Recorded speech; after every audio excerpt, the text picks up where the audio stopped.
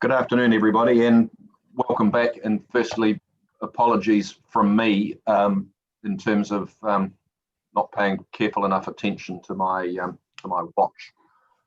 So I apologise that we're a little bit late. That's all my doing, no one else's. So apologies for that. And Mr. Cameron, we're due to hear from you now, please. Okay.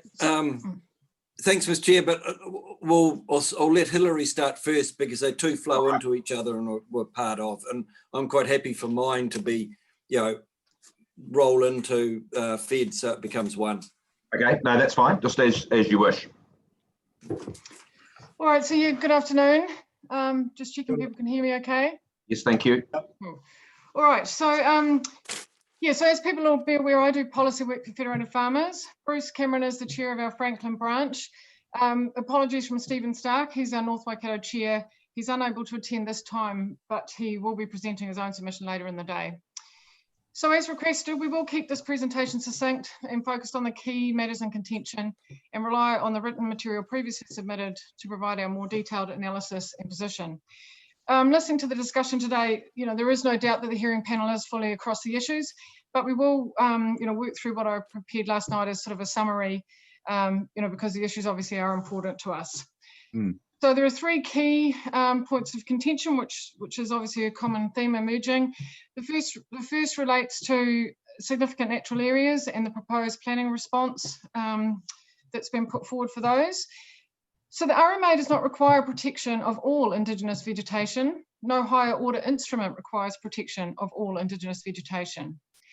And yet the requirements made by Ms. Chibnall and the alternative combined approach put forward by Ms. Foley for the Waikato Regional Council will have the material effect of elevating all Indigenous vegetation to a significant status worthy of protection. All the proposed rules essentially do is codify existing use rights.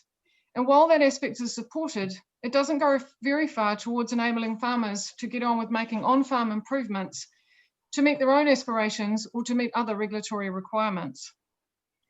There is no allowance for clearance that may be required to develop new on-farm infrastructure. No recognition that new freshwater regulations are starting to take effect, with work needing to be done to fence waterways, put in water reticulation where previously there was none, re-subdivide paddocks to provide better management of critical source areas, put in new tracks to reconnect parts of the property, improve stock management, or to make important health and safety improvements. None of these activities require wholesale clearance of Indigenous vegetation. None of these activities are about making capital gains. None of these activities are likely to have more than minor effects on the values of significant natural areas or Indigenous biodiversity more generally. None of these activities are likely to result in the net loss of biodiversity across the region. And yet they will require a restricted discretionary resource consent at best and discretionary consent at worst. Either way, the consenting process will require an ecological assessment to be undertaken. At this stage, there is no certainty as to who will pay for it, no certainty around when it could be done, no certainty as to whether there will be an opportunity to dispute the findings or get second opinions. And that is just the first stage. With regards to the second stage, there is no certainty as to how long the consent process may take, no certainty as to how much the process will cost, given ecological, cultural and planning experts will be required in every instance, and potentially a landscape architect in others. And there is certainly no certainty of the outcome. Without wanting to be overly dramatic, the trouble with using an activity-based rules framework and the overly restrictive approach which is being applied is, as proposed, a restricted discretionary consent would be technically required to cut down one tree standing in a paddock if it is Indigenous and not Kānuka or Manuka. This is the potential reality created by the rules framework, which has been recommended by which has been recommended by the district and regional councils. And we ask the hearing panel to accept that what we are asking for provides a reasonable middle ground, one which meets RMA and the Waikato Regional Policy Statement requirements and does not put Indigenous biodiversity at risk, and enable some practical and necessary works to get done on farm without unduly onerous consent requirements being imposed on landowners. There's been good recognition and movement made with regards to the earthwork aspects of those activities. However, any of them could also require some vegetation clearance depending on the circumstances. All we are asking for is some reasonable rules to be introduced to enable the vegetation clearance aspect for some activities like new on-farm infrastructure. If there is concern that people will take advantage and clear more vegetation than is necessary or practical to do the job, then reasonable thresholds could be used to alleviate that concern. Though we do draw the hearing panel's attention to the fact that vegetation clearance for the purpose of putting in a cycle access or walkway are not required to meet any specific parameters. It would be difficult to understand why the adverse effects created for a public activity are acceptable, but comparable effects for private purposes, though arguably for a public benefit, are not. During this interim period, while the SNA identification process is getting sorted, there is some merit in the combined approach put forward by the Waikato Regional Council. However, it would need to be amended to include permitted activity thresholds for vegetation clearance for new activities and have a sunset clause to create some time pressure and return some of the risk back onto councils. This should create the sense of urgency necessary to prioritise the work programme and to get it to a stage where some certainty can be provided within the planning framework. If the combined approach is adopted during this interim period, then a time frame by which the identification process is to be completed and a plan change prepared to introduce a more responsive, tiered planning approach of the like which are widely used and recognised as best practice, it seems to be a reasonable expectation from our perspective. Then the next key issue relates to the identification process of SNAs. Now, while we are naturally frustrated it has taken so long for issues to be associated with the accuracy of the mapping and identification of SNAs, members are pleased that they have now been acknowledged at least, and we are keen to be as supportive as possible in terms of finding the best way forward for parties. For us, this means two things. The first is getting the interim rules framework right, and the second is ensuring that the identification process is inclusive, timely, robust, and accurate. We have put forward a method we think will work for everybody during the interim period, and we are offering to make resources available to help council work through the identification process. This has been offered before, but has not been well utilised. We can provide a useful conduit between council and landowners to help ensure problems aren't repeated.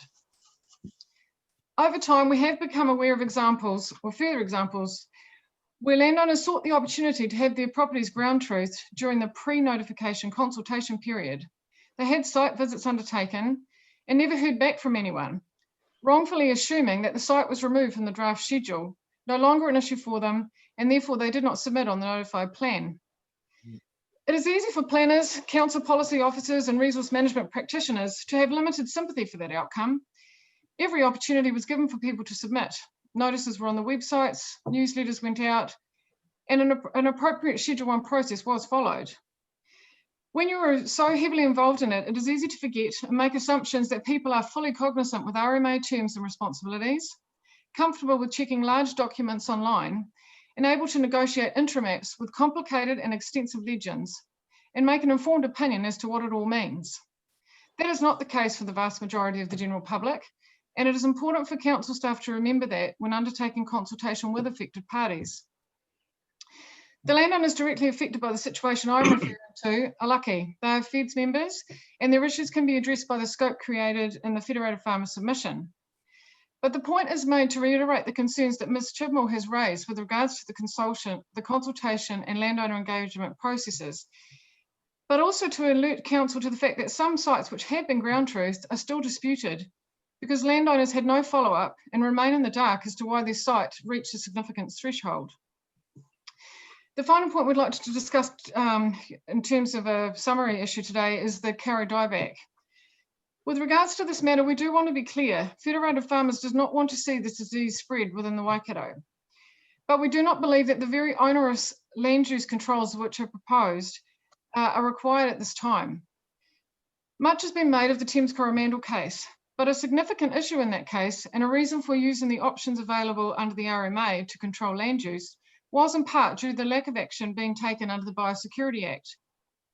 Action and steps toward utilising the options available under the Biosecurity Act have been made since that interim decision.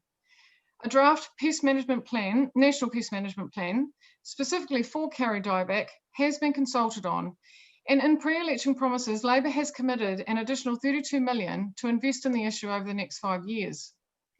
We appreciate the Department of Conservation may have been frustrated by the lack of priority given previously, but all indications are that this is changing. And it certainly is a different context to that which was being considered at the time of the Thames Coromandel interim decisions. A national pest management plan can control land use and require best practice to be undertaken.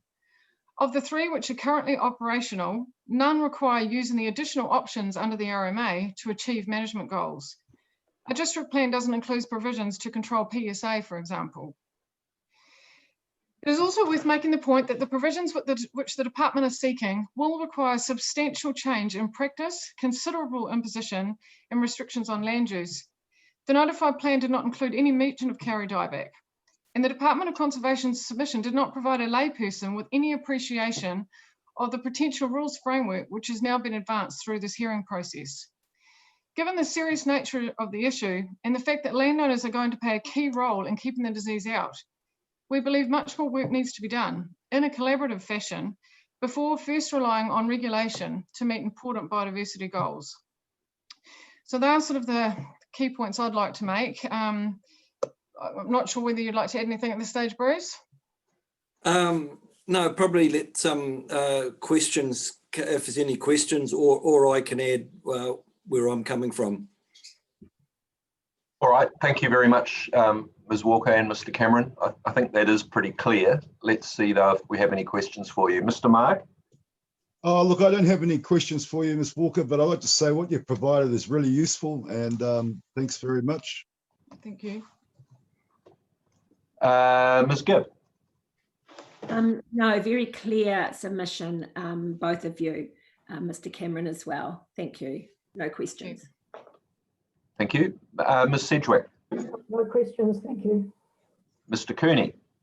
What are you reading from? Because I've got your highlight package up here. Yeah, so it wasn't my highlights package. Sorry, I thought because I knew that would be read, that was just trying to Bring it all summarize, together. I guess. Yeah. So sorry, it was just work I did last night. Can you provide us with those notes? Yeah, sure. Yeah. And also the other thing is, have you, I can't remember because there's so much stuff we have to read. Have you collated all the changes that you would like in a one document that we can see? Are you able to do that? Yes, no, I can do that. I haven't done that today. To be honest, and we're not wanting to cut to the, well, no, I am wanting to cut to the chase because I know that's what you would need.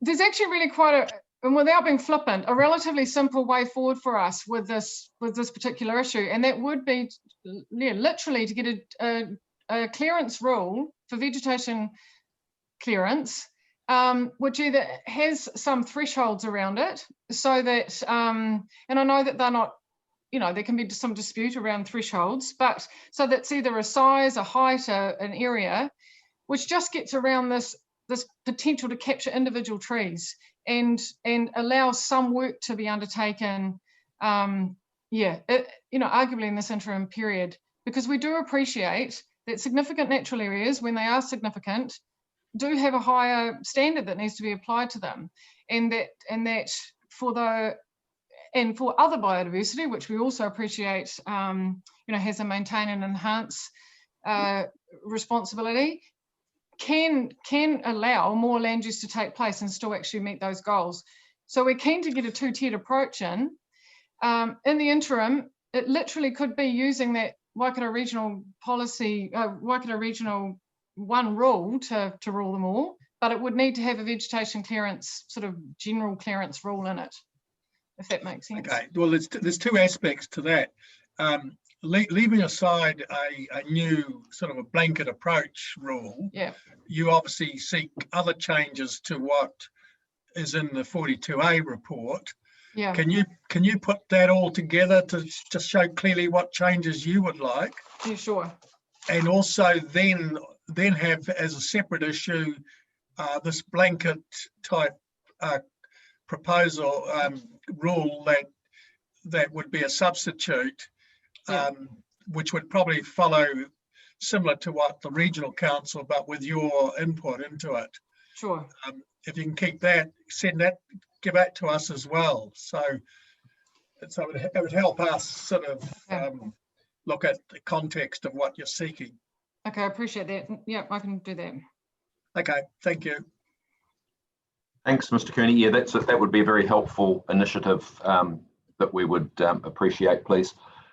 Could you just perhaps explain what involvement Federated Farmers has had in the draft, in the preparation of the draft National Policy Statement on Biodiversity?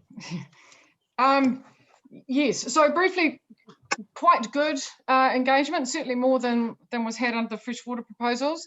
We lodged, might have been 200 odd pages worth of submission on that, and have had, from my understanding, so I will state that there's a national policy team that do work directly with this. So I've only been on the fringes. I don't mean you personally, I mean the organisation. Yeah, so ongoing conversations, and certainly have been over the years with ministers and staff and officials, really comprehensive submission lodged, and we were involved as part of the collaborative, I forget the correct term, but for the biodiversity strategy that it was used to inform the draft. So Federated Farmers had a representation on that and was fully involved in the and endorsed the recommendations that came out of that collaborative stakeholder group.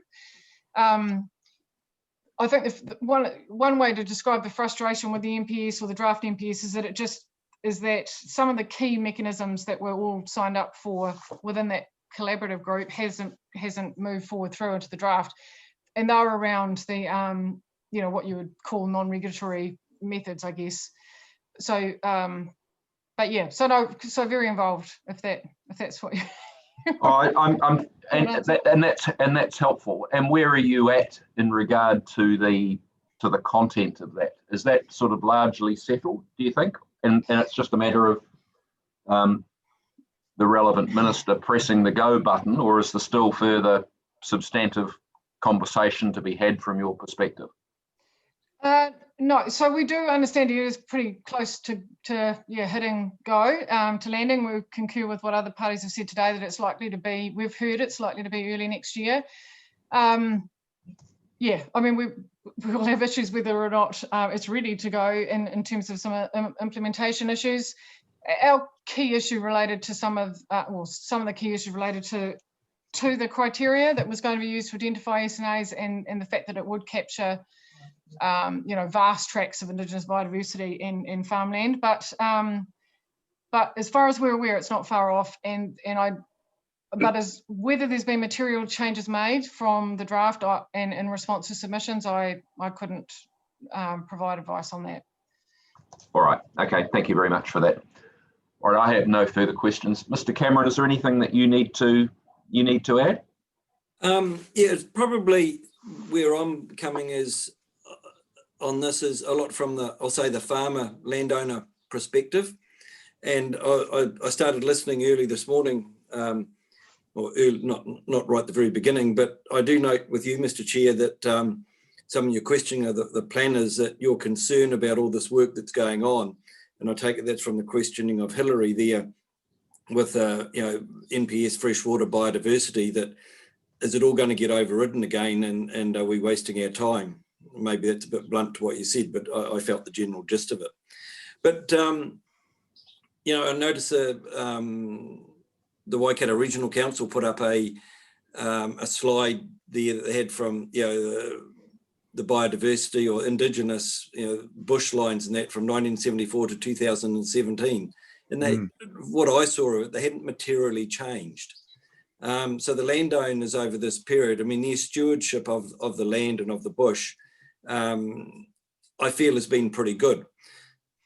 And what we've got to make sure, and this is also part of this planning process, is that this area of biodiversity on the farms and that, and I'll quote my own example here because I've got a fair amount. I think there's about 8 sites that have been identified as SNAs, and I've been one of the properties that, because I objected to some of it, I have been ground truthed.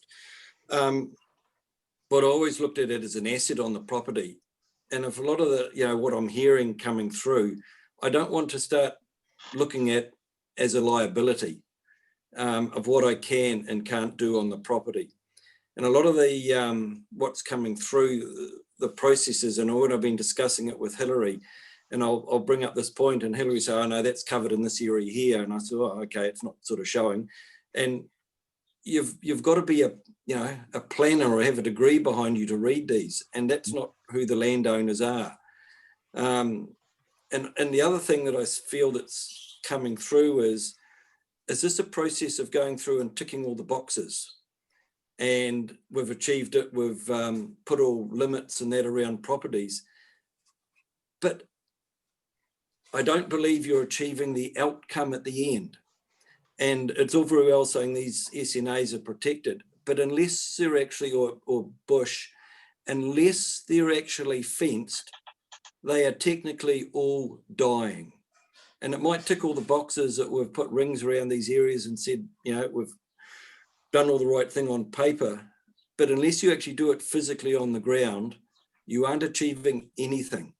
And that's why I bring on to that there's got to be an incentive for the farmers, landowners, to actually protect these areas from livestock.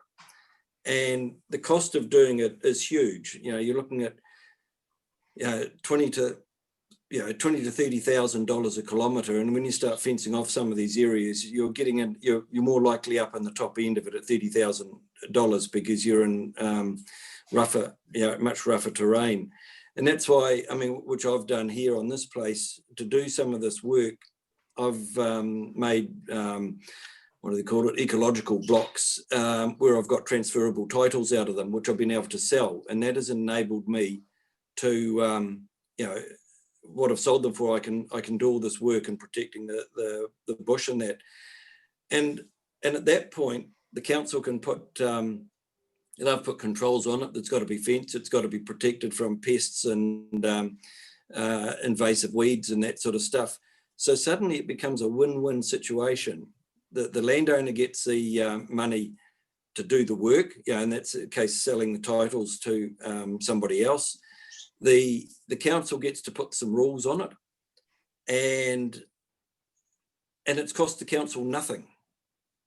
And the landowner's happy, the person that gets the title's happy, and the council has control over where that title can end up. So to me, it's a win-win situation that I think has really got to be promoted, or unless the government or councils in some other form are going to pay for or incentivise in some way, and incentivise I don't mean with a big stick, some way for all this to be achieved. And also note, I think Hillary's covered it there, that the Waikato Regional Council doesn't want any new infrastructure to take place that might damage the any trees or that. But yet under PC1, and I think Hillary sort of covered this as well, they're pushing for all these regulations to come through, fencing and that, where you are going to have to bench into hillsides with machinery and do all this work. So they're putting, you're saying you've got to do this, but you're not allowed to do it. This is what we want to do, but we're not actually going to give you the tools to do it or allow you to do it. So they're shooting themselves in the foot. And I always like to come back to the saying, which is to bake a cake, you've got to break an egg. So you've got to look at the end result, what you're after. And I think that's losing focus. It's getting too focused on the nitty-gritty of the wording and the paperwork.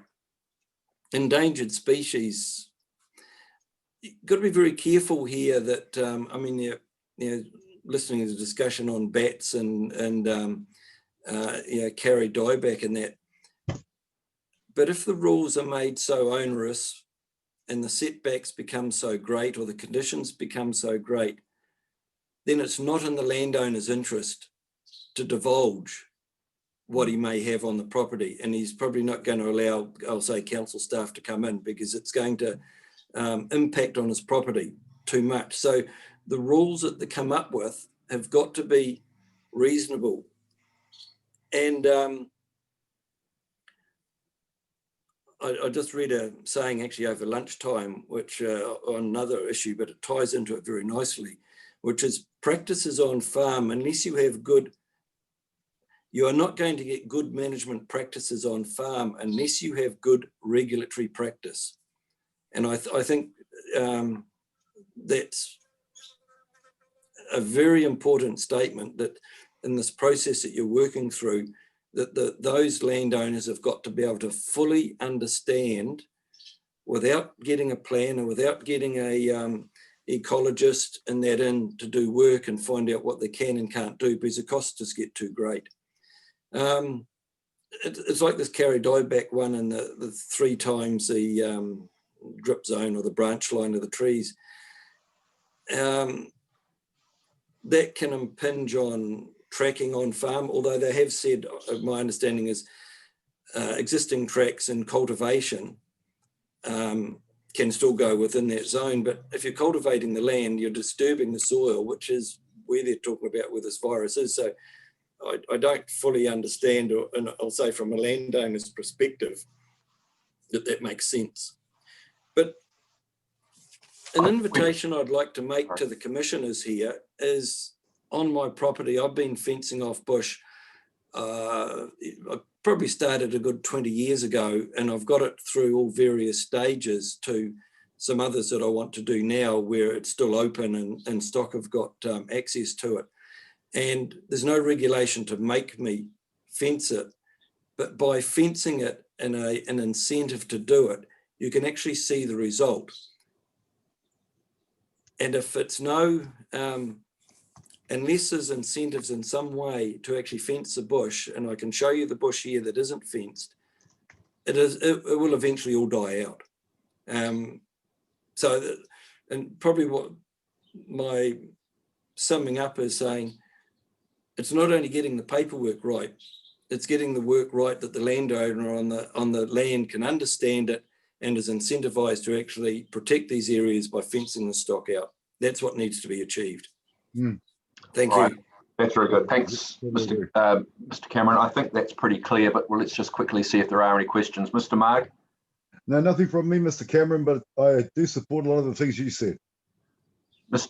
Gibb? Nothing, thank you, Mr. Cameron. Ms. Sedgwick?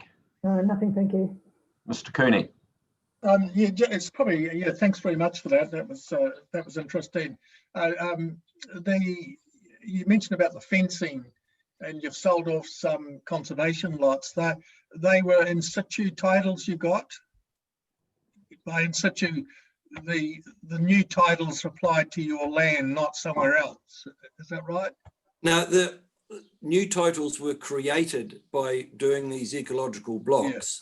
Yeah. And then those titles were then sold and used somewhere else. So I haven't used them in situ. They were sold and gone elsewhere. That was yeah, okay. That's under the operative plan, was it? Yeah. Which is still current, which is still carrying on. And I understand, I haven't had it confirmed, but I understand in the, Hillary might be able to fill me in there, but I understand in the NPS on biodiversity that has been mooted as a incentive for people to, protect these areas. Yeah, one of the things we're grappling with, which is not entirely, well, it is relevant, I suppose, in some ways, is that if you start doing too much of that, you start getting fragmented good rural land. So, it has to be nuanced quite a bit. Yeah, appreciated, but all the titles, and when I talk to the staff, when they came out here and were doing it, and they said all the titles that they've done have actually all gone into areas that more closer to town where they wanted a title, and they said, and they've all gone on. Overall, it's worked well. They're not going to bring titles, I'll say, more titles out on the coast or in remote areas because they're worth nothing out here. And so the farms I don't see getting fragmented any further. But if the titles can be sold and moved elsewhere, it's I think Auckland Council, they've still got them, and I think played around the right way, I think they can be made to work very well. Thanks very much. That's very helpful. Thank you. And I have no questions either. Thank you, Mr. Cameron. That's pretty clear. So Yeah, thank you and both. I certainly extend that offer, to actually, to come and have a look, to see the difference between fenced and unfenced and the stages of it. Okay, well, we'll have a think about that, but thank you very much for the offer. Yeah, and thank you very thank you. much for the opportunity. Thank you both very much, and sorry if we've mucked up your afternoon somewhat. I'll just spend longer sitting in the traffic getting through Auckland. Don't Good go luck there. with that. Don't go Thank you very much. Thank you. Our next submitter is Ms. Wilcock, please. Good afternoon. Can you hear me? Yes, we can. Thank you. Can't see you, but we can hear you. Oh, I'm not sure how to switch my camera on. How about quite happy to give you a free Zoom lesson. I think if you move your mouse around the screen down the bottom left next to the mute button, you'll see one that says stop video or video. Yeah. Just try clicking on that and we'll see what happens. Okay, fine. I've clicked start video. Yeah, Allow. start video. Yeah. And if that, there you go. Can you? Oh, There you go. Yeah. Yeah. We can see the top of your head and your okay. light fitting. Oh, okay. But that's okay. You might, if you can move, I don't know if you're able to tilt your screen down a little bit. Yeah, hang on. There we go. Is that Perfect. better? Yeah. Okay. And there's no charge for the Zoom lesson. Good. Fine. So,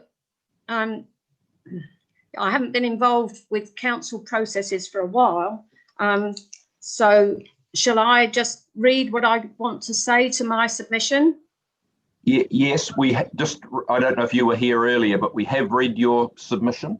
So we're familiar with what it is you've said there. You don't need to read things word for word, but we're keen to hear what it is you want to see done and why.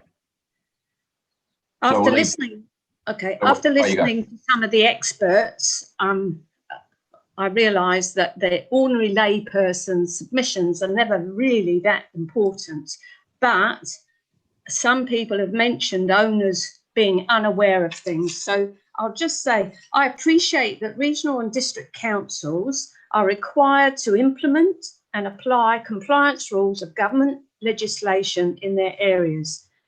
This often means adherence to systems that don't already comply with legislation. So my first sentence, that common sense needs to be applied to any rule or legislation the government puts to council, that one size does not fit all. A large farm can't be covered in the same way that a small lifestyle block can. I live on a small lifestyle block of 16 acres that has 8 acres of gully that is fenced off, and I have worked for 32 years. I don't need someone to tell me what I can and can't cut down or protect. Also, local council own a lot of the area and they do nothing. So why should I look after an area that they don't look after their own areas? And so the neighbours I've spoken to are concerned that you put a line on a piece of paper identifying an SNA, and at the moment it looks fine. It's a piece of paper, it's a line. But what we're concerned about is the imposition of more stringent rules and resource consent as time goes on and governments change and bureaucracies change. That is a key concern of residents. Mr. Kessels of Kessels Ecology came and looked around my property. I believe he made a report. I've been told the report got lost. And he said that he could not put an SNA on my property, in all honesty. Part of it, yes, but a large part of it, no, because it was just grass. There was nothing else. But on my discussions with Giles Boundy, who used to work for council, if it was an ecological corridor, that makes some sort of sense. But the ecological corridor around here has been seriously disrupted by the new expressway going through the Mangahoney and the Mangaharakiki Gully, so that the corridor is already compromised seriously. So what I'm asking for is that the SNA in this area and on local gullies that cannot be built on, cannot be from this process because they are protected quite sufficiently already. Then the other thing that's come up, and I'm going to raise it, is the business about bats. And people saying there are no studies and no information. Obviously, people aren't talking to each other. We took the NZTA to the Environment Court some 15, 18 years ago, and there were huge, huge studies done on bats in the Tamaheri area. And then when the sand quarry came in on Tailfurry Road, there were further huge studies done on bat population. So that all this work that gets done over and over and over again is purely a yes minister type scenario where the cost to the taxpayer and the ratepayer goes on and on and on, and we get no further forward. And everyone on the ground just gets more and more confused and shrugs and doesn't get involved with your processes because they can't be bothered, because it's all so meaningless. Mm.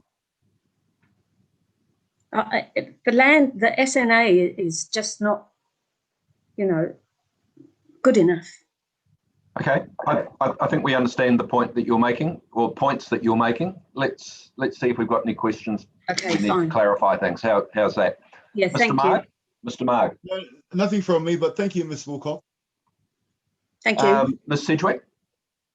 I don't have any questions, but I did want to reassure you that whether you're a lay person or whether you're a technical expert, we listen to all submissions. So thank you very much for coming in. Thank you. Ms. Gibb? No specific questions, but I do acknowledge the compromised corridor with the expressway work and all of that around Tamaheri. I understand that. So thanks very much for submitting. Thank you. Mr. Cooney? No, thank you. Thank you. Thank No, you. and I don't have any questions either, Ms. Wilcock. That's pretty clear.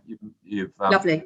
You've expressed Thank the you points very in a way that I think we understand where you're coming from. Thank you. Thank you very much. Thank you. Thank you. Our next submitter are the Hines representatives. And I won't say it to each submitter that follows, but apologies for keeping people waiting. We had a fairly full-on morning this morning, and we were running a little bit behind, but we'll endeavour to catch up during the course of the afternoon. And on that basis, we just confirm that we have read your submission, your evidence and summary statements and so forth. So you don't need to take us through chapter and verse of everything that you put on paper thus far. So having said that, we're in your hands. Thank you. Right, yep. So thank you very much, Mr. Chairman, and good afternoon, Commissioners. Good to see you all again. I'll just ask, Mark, are you online there? Yes, he's there. Yep. Yes, I'm Okay. here, ready to go. Great. All right. So yeah, our evidence relates to the Hines site, which you're familiar with, at 62 Bluff Road in Pocono. I won't take too much of your time. I understand a little bit behind schedule. No, you take the time that you need, but right, yeah. Just stick to the script, as it were. Yeah. So just from the planning side of things, I agree with the recommendation to remove the SNAs from the planning maps for the reasons given. The one concern I do have is in relation to the amendment or proposed amendment to the definition of SNA, and the uncertainty that this creates for landowners and whether or not the SNA rules apply to their property, and therefore whether or not any proposed earthworks or vegetation clearance works are permitted or not. So in my evidence, I've mentioned that even where a landowner obtains an ecological assessment, there could still be disagreement between the council's ecologist and the landowner's ecologist as to whether the area meets the SNA criteria. I think the evidence you've just heard from Ms. Walker, Federated Farmers touches on some of those points. Essentially, the way the definition is proposed to be amended leaves the process open for further evaluation and council's discretion.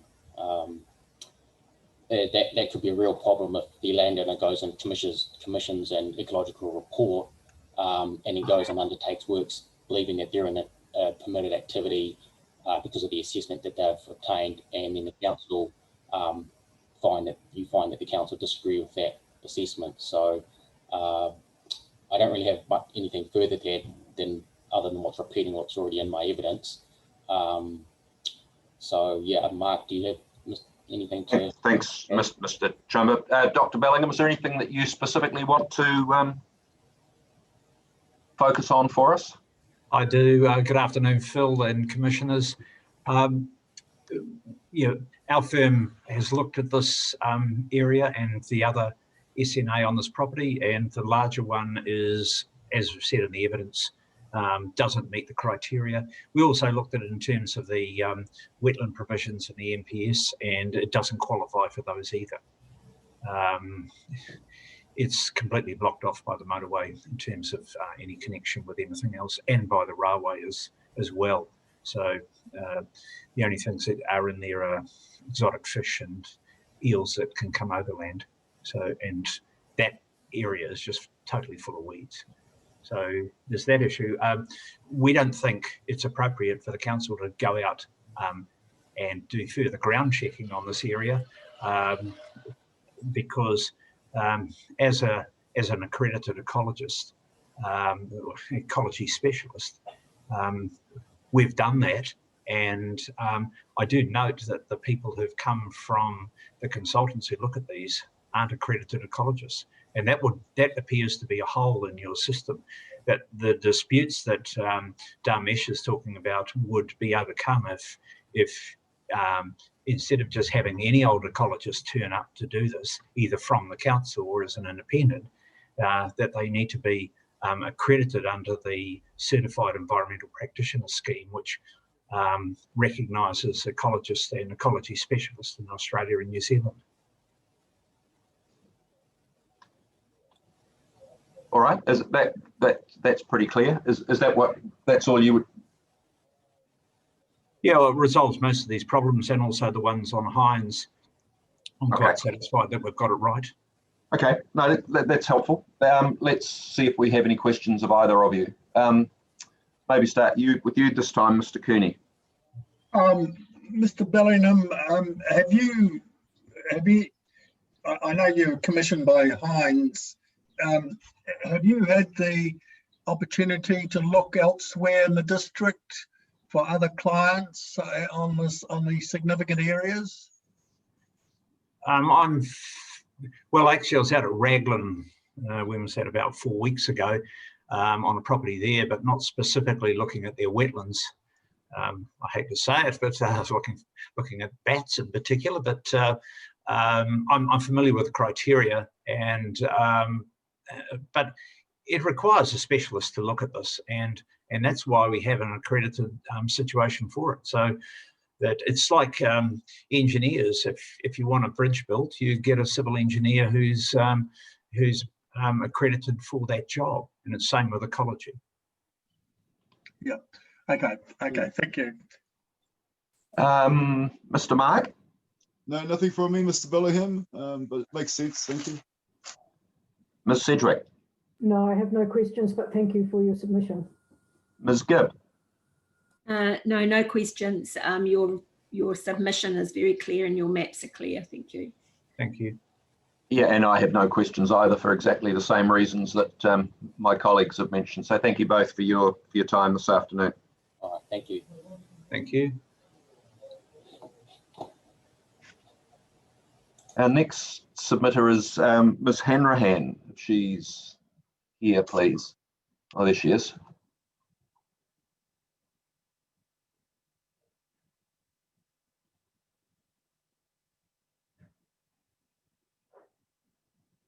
Thanks, Ms. Hanrahan. Just don't forget to turn your sound on. We can see you, but can't hear you at the minute. Oh, can you hear me now? We certainly can, thank you. So just when you're ready. Great. Okay, thanks. My name is Colette Hanrahan and I live at 126B Woodcock Road, Tamahiri. We own land with an area of approximately 14 acres. Around 1/3 of this land is taken up by a steep gully, roughly 20 metres deep, extending around our dwelling and garages, equaling to about 600 metres in length. The Mangaharakeke stream runs through the bottom of our gully, defining the border of our land on that northern side. My family and I have lived here since June 2003, just over 17 years. To begin with, on 21 September 2015, we were contacted by letter from Jenny Vernon, Strategic Planning and Resource Management Team Leader at WDC, advising us that they'd identified a regionally significant natural area on our property through aerial photographs and ecological information. On the back of this letter was an aerial photograph of the identified significant natural area, which also included most of our back garden, our swimming pool, some front garden, and about 2 acres of paddock. In the letter, an SNA was described as an area home to indigenous vegetation, wetlands, and habitats essential to maintaining threatened flora and fauna. On 29 September 2015, I replied back to WDC by letter, noting our consternation at their letter. I note that I wrote in reply as the landowner meetings that were being held by WDC were only being held in Raglan, Nguruwahia and Turko, 45 minutes, 30 minutes and 1 hour drive away respectively for us. This was too far to drive considering WDC was only giving 15-minute meetings. I advised of the WDC's inclusion of our pool, garden and paddocks in their potential SNA. I also advised that our gully was mostly taken up with blackberry, jasmine, gorse and privet, with only minimal native bush, which had been planted by ourselves at our own expense. It was not, therefore, according to the WDC's definition, advised to us an SNA. However, on 29 March 2016, Jenny Vernon again wrote to us and described the Tamahiri Gully system being partially identified as an SNA as an important ecological corridor. On 16 July 2018, we received a letter from WDC regarding some changes to our property under the proposed Waikato District Council Plan, Stage 1. One of these changes was the addition of an SNA imposed on our property. The WDC, in its attachment to the letter, advised that boundaries of all SNAs had been mapped. Specific rules relating to vegetation clearance and earthworks had been included, and that subdivision incentives had been added to encourage the protection of SNAs. On 20 September 2018, I submitted to the WDC our opposition to the noting of part of our property as an SNA and attached photos as proof of the majority of pest species in our gully. This submission was allocated as 77.3 by WDC. On 17 April 2019, WDC contacted me thanking me for my submission and advising details of further submissions to be made if I so wished. I could also support or oppose any submissions that other submitters had made. Details of all this was available on WDC's website from 29 April 2019. On 29 May, I made the following further submissions regarding SNAs. I supported Mark M's submission for the SNA notation to be deleted from his property, 126A Woodcock Road. Just on that, Ms. Hanrahan, you don't need to tell us what submissions you made, because we've got them in front of us on our screens and we've got them there and we've already read them. So on the further submissions. On the submission and further submissions, and we've read the section 42A report comments on your submissions and further submissions. So the history is not particularly helpful. We're quite happy for you to get to the pointy end of what the concern is and what you want us to do, which I'm pretty sure is to say it's not an SNA, you disagree with the council and it should be taken off. I mean, well, it should, but it sort of goes a bit more in depth than that. And I'm trying to, but I have to say this, if you understand, to make my point that it has not been well managed by the council from my point of view, and many of my others, like Mrs. Wilcock that came, that the council hasn't shown that they have done the right procedure or correct procedures. They haven't helped us in any way to understand what an SNA is, and I don't think they understood what it was to start with either. But yeah, my further submissions I can put aside and trust. No, we're not asking you to put them aside. I'm just saying you don't need to tell us what they say specifically, because we know what they say. We're happy for you to highlight for us the key points from them and what it is you want us to do. And I think we're clearly understanding as of now two things. One is you don't agree that there should be an SNA on the property, and second of all, you're concerned about the process that's been followed in getting in the council staff getting to the point that they have. So we understand that. Yeah, I'm concerned about the process they've done and how they have. It's hard to take it out from what I've written down for you, because believe me, I have done a lot of hours of research and reading all the council's reports with the Kessels and everything, and it's hard to take it out without reading, because I'm not very good at saying off pat what I mean, and then I'd be frustrated because this is my chance to put my point across and it's not sort of being allowed how I'd like to do it. So that's fairly frustrating, considering I've been waiting around for a few hours as well. Like we're not trying to stop you from saying what you want to say. What I am saying is that you don't need to repeat what's in your written submission and further submission. If you have information that you want to impart, as you say, now is the time for you to do that within the 10-minute slot that we've allocated to submitters, unless they've requested leave for more time. Right. Well, let me see where I can best pick up. And we'd be also more than happy if you've got written notes that you're reading from, you should provide those to us so that we can read them in due course. That would be another helpful way forward, I think, too. To lecture bell. Yes, that would be helpful. But I don't want to stop you from saying what you want to say, but I do want you to focus on what the problem is and what you want us to do about it. Okay, well, let me pick up here. We all have serious concerns as to the process WDC used to identify and map overlays onto the private land, which is the overlays of the SNAs. The process has not been sufficiently robust to have any confidence in the accuracy of the data which is being mapped. As Federated Farmers state, it is essential that quality control work is undertaken, as it is particularly important to get right given the degree of regulation proposed to be applied over these respective areas. As stated in the New Zealand Journal of Ecology 2015, advances in the identification and assessment of ecologically significant habits in 2 areas of contrasting biodiversity loss in New Zealand states.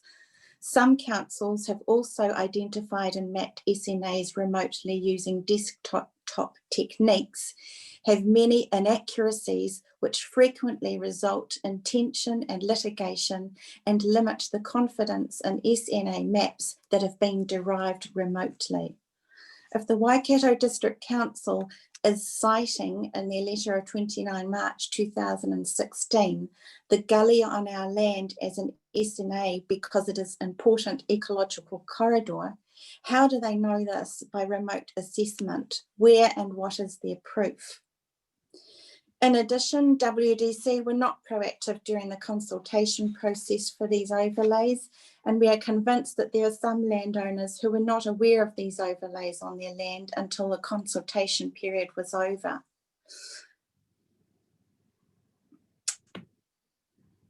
Looking at all these points, even superficially, it's obvious that WDC has not used the best methodologies available to provide a correctly detailed map of potential SNAs in their district. Their own SNA summary, commissioned to Kessel's Ecology in December 2016, states that a more detailed review was required for the Tamahiri Gully system. The summary also recommended that WDC assist landowners in restoring and enhancing gully habitats. However, with only a $30,000 testable fund for this, how on earth did WDC think they could help nearly 4,500 landowners? This was described in their letter of 29 March 2016, where I got that number from. Thank you. And who have this SNA overlay proposed to be over their property? Given that the Kessel's Ecology summary states that the majority of landowners are willing and actively do undertake restoration of the gully on their land, why can they not just be supported or encouraged to carry on? Support through cheap native plants, fencing equipment, rates relief and guidance would be great. I also cannot find any evidence of subdivision incentives, which WDC claims, and they claimed that on their letter of 10th May 2018. A further issue is the definition of significant. Unfortunately, the Resource Management Act 1991 does not define this term, and the result has been highly variable methods and criteria for defining SNAs nationally. Consequently, there has been a lot of conflict between landowners, resource users, conservation interests, local authorities, and the wider community. The Ministry of Environment commissioned a discussion paper in 1998, Norton and Roper Lindsay 1999, to try to resolve this significant definition issue. However, the proposed criteria set that came out of this paper was never finalised, and debate regarding the assessment of significance has continued. In conclusion, I acknowledge that the Resource Management Act 1991 places obligations on local authorities to protect and maintain Indigenous biodiversity on land in private tenure, although how this should be done is not explicitly described. However, my main argument with regard to WDC's handling of the proposed SNAs is that so far it has been poorly managed and confusing to the ratepayers. WDC has not adhered to the National Planning Standards Protocol that I described earlier. The very definition of significant is still under large debate. If we have this notation hanging over our property, will WDC be telling us what to do with our property? What recommendations or rules will they be adhering to? We do not wish our property to be under an SNA notation when it has still not been properly defined. Surely WDC needs to get its facts right before it can go around putting SNAs on people's private property because they think it looks good. What is the point of it all when we are already doing a great job on our own of restoring our gully back into native bush? Thanks. Thank you, Ms. Hanrahan. I think that is pretty clear, so thank you for that. Let's just see if there are any questions for you. Ms. Sure. Sedgwick? No questions, thank you. Ms. Gibb? Yes, thank you, Ms. Hanrahan. I've looked at your images that you sent through of. Oh, great. I just have a question about that because I can see native trees in the background and in the foreground the things you were talking about, which was gorse and provision things. So do your pictures show all of your property, or does it only show, or is it the front part of that property that is yours? Like the background ones I think I was trying to show in those photos is the other side of the gully of the stream is land owned by Peter Morris, and he's put it into the Kiwitu.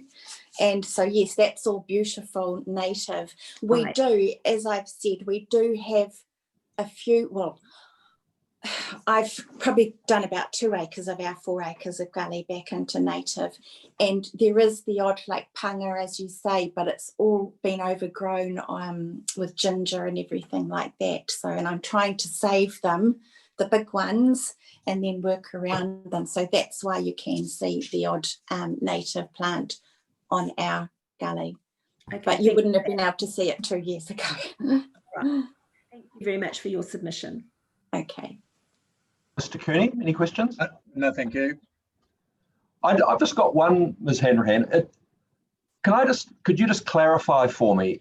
I think what you're saying is that the ecology of your gully is able to be managed by you and is being managed by you and doesn't need this SNA imposed over the top of it. Absolutely. But could I just ask you though, given that the purpose of the SNA is to recognise that ecological value, and that's something that you're already seeking to do, what is it about an SNA that's so abhorrent to you? Because I worry what new laws are going to be imposed upon us on our land once it has been designated as an SNA. What will be in 10 years? Will they be telling us we need to do? They'll suddenly say all SNAs should be open to the public, or, you know, you have to build this fence. We just don't know. And also, as I described, significant has not been, you know, adequately, what's the word? Sorry. No, I understand the point. And I'm sorry to cut you off, but you can probably hear in the background sirens firing. There's a fire alarm in my building, and I've got someone standing outside the door saying that I'm not quite sure what the consequences are if I don't leave. So what I'm going to have to go on, and I'll just leave you in Mr. Cooney's hands until I come back. That's you and everybody else. But I think we're finished with you. Thank you, Ms. Hanrahan. Thank you. And we'll just say thank you very much. I've got to go. I'll listen to the transcript that's being recorded, and hopefully I'm able to come back shortly. The building doesn't burn down. Yeah, you and me both. Yeah. See you soon. Thanks. Okay. Okay. Thanks, Ms. Hanrahan. Thanks for that. Thank you. We'll now move on to the next submitter. That's Mark Dieback. Is Mr. Dieback there? Yes. I'll just get my. Oh, there you are. Oh, good. Good afternoon. Good. Do you want to start? Thanks. Yes. So I was thinking of sharing my screen because I've got a bit written up there and I've got the photos there. But otherwise, I'll just flick to it if that's possible. Yep, you should have access now. Excellent.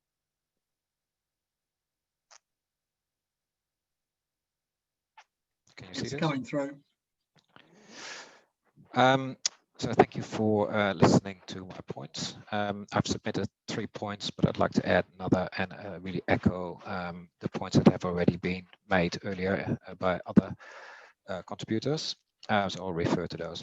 So in summary, I believe also as previous submitters that an SNA protection over and above what's currently already in the district plan is not needed. The current rules are Mr. enough. Tabim, do you want to just pull your pull it out a little bit? It's a little bit mushy. That could be better. Okay. I believe that the current rules in the district plan are already sufficient for protection, and landowners like myself already look after the place because they value what they see. They don't need additional protection slapped onto it. In general, the bush quality is poor, particularly if hasn't been any intervention. And as I said, that's already happening. So why add other rules? Offer incentives. So again, Bruce made that point, and Colette as well. Instead of restrictions, I think you're achieving a much better result that way. The specific points I'm also going to make are around the subdivisions related to SNAs, and one specific point for our property on 49 Swallow Lane in Tamahiri, where the SNA is drawn wrong, and it's covering non-native species like she oaks. Overall, I just want to make it possible to have more people enjoy SNAs or natural areas, not SNAs as such, by making it easier to do subdivisions and getting more people to look after it collectively rather than leaving it with the few individuals that currently have the properties. So the 4 points I'm going to make relate to subdivision rule 22.4.3, removing, amending some boundaries on our property, and then the process for consultation, which I've just added, which is not in your papers. Right. Sorry. Just for the record, the building fire has been averted. It was a false alarm and I'm back, but please carry on. Sorry for the interruption. You can move your copy there up the screen a little bit. Here we go. Yeah. Found the right thing. So point 1 on subdivision, I take it as read. I don't need to add anything to that, but I believe given that it's an 8-acre section, it's already uneconomical, whilst it might be high quality soil, fragmenting it splitting it up further doesn't make that worse. We're not using this as a productive entity. So I don't think the additional ruling to make it impossible to submit subdivision requests is required. So the policy 5.23 in the proposed district plan is not advanced by rule 22.4.11. So I'll take that as a point for smaller sites like this one. Point 2 relates to the deletion of the rule 22.4.3, or at least taking it off our property. As I said, the main points here are it prevents the property boundary to cross S&A boundaries. We don't need to see any rationale for that, as I said before. If we can make another property out of it, we can have another landowner who looks after the place, like ourselves. So therefore, we can't reconcile the proposed rule with the allowance to create an additional subdivision where there is an S&A within the property, and that's only arguably for larger properties. Counter proposal in this case would be to stimulate people to create additional lots on properties with an S&A or with a natural area, as this will enable more people to enjoy and look after it. Most importantly, I think, to make it all much simpler, is removing the S&A from our property. It was low quality before I started doing work on it, with many invasive pests, which I've all removed in my own time. And I've been given, and I've been thankful for getting a small grant from the district council for that. So a lot of the existing didn't have any undergrowth, and so basically the main point I'd like to change here is the S&A boundary on the south side. I've highlighted it here for you. So this is a picture of our property, and on the south side you see this thin narrow strip of S&A boundary falling within our property, which is consists only of she oaks. There's no native species there at all. There's native species in this area, and there's native species Kaikatias in this area and in a neighboring property as well. But clearly the way this has been mapped is incorrect. And you can see here the trees on our property. So this is the boundary line. Trees on our property, these are all she oaks. Actually, some of them are dying off, and I'm felling them as we go because they become a hazard. And same thing, this is the other, looking the other way. So these are the she oaks that have been planted, I think, as future wind prevention or something like that. Wind shelter. Mm-hmm. So, and then the fourth point I added, which is not in your papers, is really around the district plan process. So my summary of that is that it hasn't been, the consultation has been insincere and not transparent. For instance, the notification period between receiving the letter on the 10th of May and formally starting the notification process a couple of weeks later was way too short to consider whether or not be included in the proposal. There was only one drop-in session in Tamahiri, which was a few days before the district plan notification. These sessions were not held at hours conducive for people working, so they were during the day.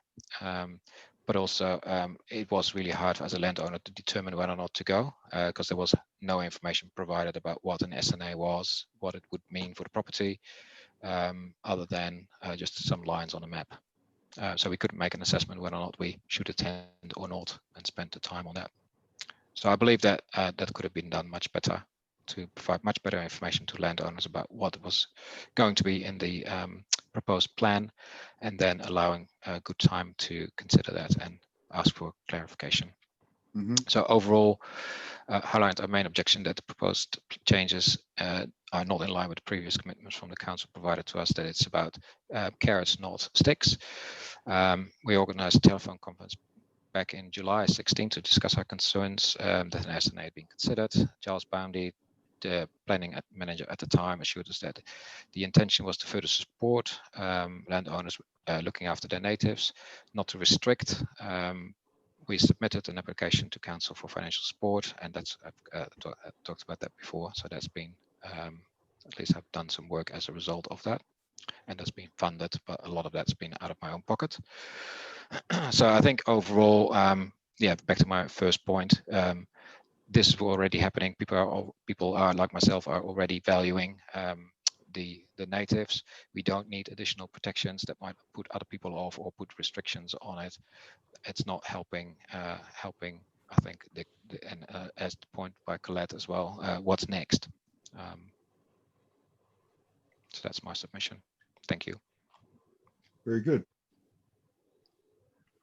I'll try and switch out of this again. Here we go. Let's just see if there's any questions for you. Mr. Kearney? No, thanks, Mr. Taboon. Thank you. Ms. Sedgwick? No, I don't have any questions. Thank you for your presentation. It was very clear. Thank you. Ms. Gibb? No, thank you. Mr. Marg? And nothing from me, Mr. Dieback. Thank you very much for your time. And there's nothing from me either. I think it's what you've said is pretty clear, so I don't have any questions. Thank you very much. Sorry to keep you and everybody else waiting during the course of the afternoon. Sure. Thank you. Thank you. I hope it's taken into account because I can hear a lot of themes here. Indeed. Thank you. Good. Good luck. Thank you. Thanks. Our next submitter is Mr. Chain. I think I've pronounced your name right. I hope I pronounced your name right. I'm sure you'll tell me if I haven't, but no, that's fine. I get called a lot of other things as well, so that's fine. How would you like us to pronounce your name? Chain. Chain. Oh, there we go. Yeah. All right, just when you're ready. Well, I've listened all morning, and I'm actually feeling sorry for you guys. I have a lot of sympathy.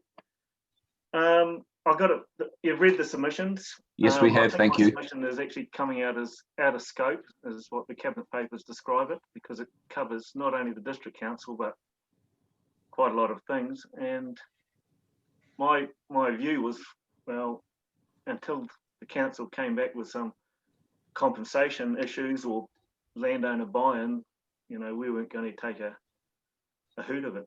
And yeah, so basically, I'd rather you can defer an SNA designation, but you've only got until December the 31st, 2021, so next year basically. And yeah, deferring is not an option, just remove it from that property. Actually, I think removing it from all private property would be the best option for now until there's actually something in place that can, you know, get landowner buy-in, because it's not going to work otherwise. It'll just become a burden, and yeah, I can just see it just going backwards. Yeah, part of the submission, original submission, was talking about the ETS belonging to the emissions trading scheme. That's what the second submission came about, just putting in details and things that could happen. And the more I looked into it, the more parties became involved, and it became a little bit scary. It got a bit out of control and a bit out of my knowledge. And to date, I haven't gotten responses from most of those people who are involved in it, which is a bit of a shame, because I'd like to have more details to present further on. So yeah, any questions? I want to know what you think. It was a bit mind-boggling coming across this idea and then putting it down on paper, and it sort of just evolved from there. And I understand the whole purpose is to protect the Indigenous biodiversity. And you know, I've read the National Policy Statement on Indigenous biodiversity and the Biodiversity Collaborative Group, tons and tons of submissions, and I haven't come across anything like my idea. So I'm sort of keen to push it forward And I've discovered that there are a lot of dragons guarding the Prime Minister's lair at the moment, and trying to get a meeting with her is because I don't want to waste time trying to individual ministers. I'd rather sit down as a group, produce the idea, and let them talk among themselves as a subject. But I'll leave any questions. If there's no questions, let's what to say. let's see how we go. Mr. Cooney. No, thank you. You asked for our opinion on what you've submitted. We actually have a look at it. We look at the totality of the evidence that's presented to us, and then we deliberate and make a decision. So we can't sort of offer a preliminary view at this early stage. Yeah. Thanks, Mr. Cooney. Ms. Gibb? No, thank you for submitting, and I do appreciate your comment about the costs being pushed onto taxpayers and ratepayers, and it's a difficult situation when that happens, because we find that with many things. So we do take your points and we will consider your points. Thank Ms. you. Sedgwick, sorry, Ms. Sedgwick. I have no questions, Mr. Chain, but obviously you've done a lot of research. Thank you very much. Mr. Marg? No, nothing really from me, Mr. Shane, but thanks for your PowerPoint, and particularly your flowchart on the emissions trading scheme. Yeah, and I have no questions either, Mr. Chain. Thank you for your presentation to us today. We'll consider that alongside all the other information that's available to us, and it'll be included in our final decision in due course. So thank you for your appearance today. I did read all the Section 42s and thought, yes, most of those have been removed, especially the cycle track. If you want to put a cycle track, just ask the landowner face to face. Might be a better start than just putting a line on the property. I thought it was a bit rude, to be honest, but all right. Okay, thank you very much. And you're welcome to stay online, as are all the other submitters that have spoken. Entirely over to you. Yep. Thank you. Our next submitter is Mr. and Mrs. Hill, the Hill Country Farming Group, please.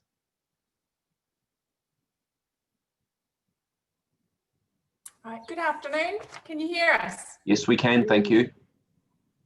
Great. And you can see us as well. We can. Great. So good afternoon. My name is Kirsty Hill, and I'm here with Bruce Hill and another one of our members of the Hill Country Farming Group. This is Brett Harvey. And so I have brought the other two fellows along here today to talk about some of the more practical aspects on farm of how these rules might affect our day-to-day activities. I have submitted a written summary of what I would like to cover, and I do not intend to go through that in its entirety. So I appreciate that you have had a lot to read, and I will trust and be confident that you're going to, give that its fair attention. But there are a couple of points that I would just like to take some time to highlight if I can.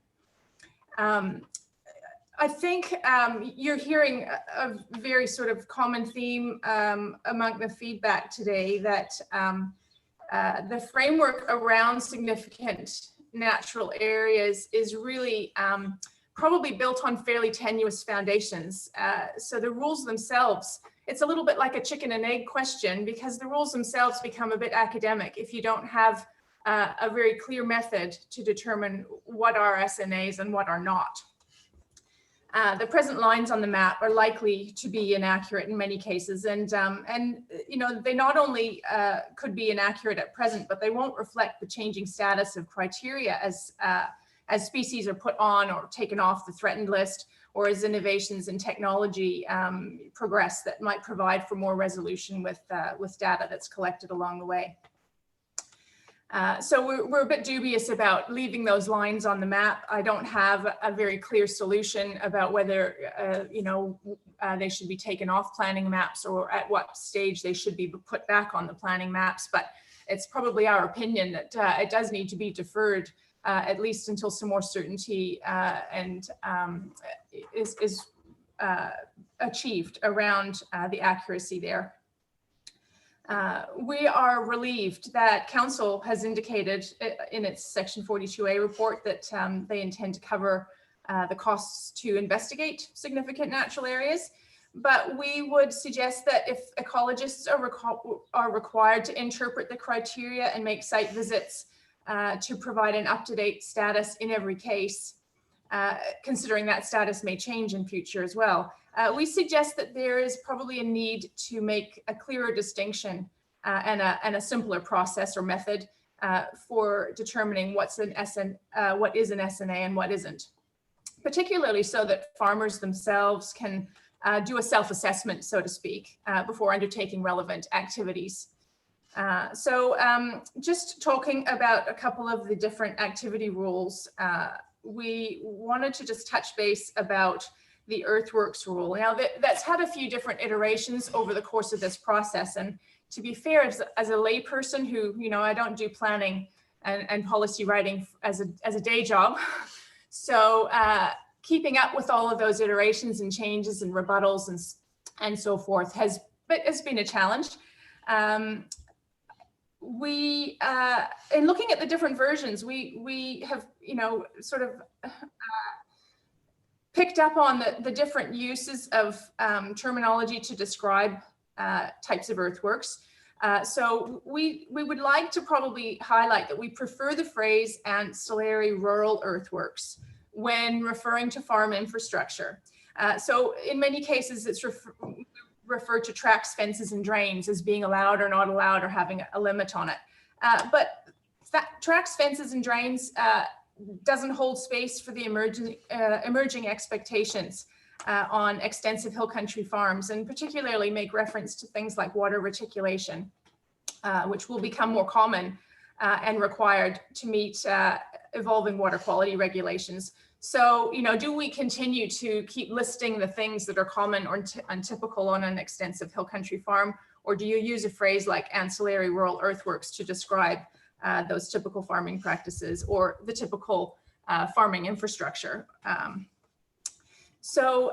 We feel that the Section 42A version of Permitted Rule 5, P5, could include constructing new farm infrastructure, as well as the allowance for maintenance of farm infrastructure within a significant natural area, which would facilitate for us smooth project management without the need for restricted discretionary consent.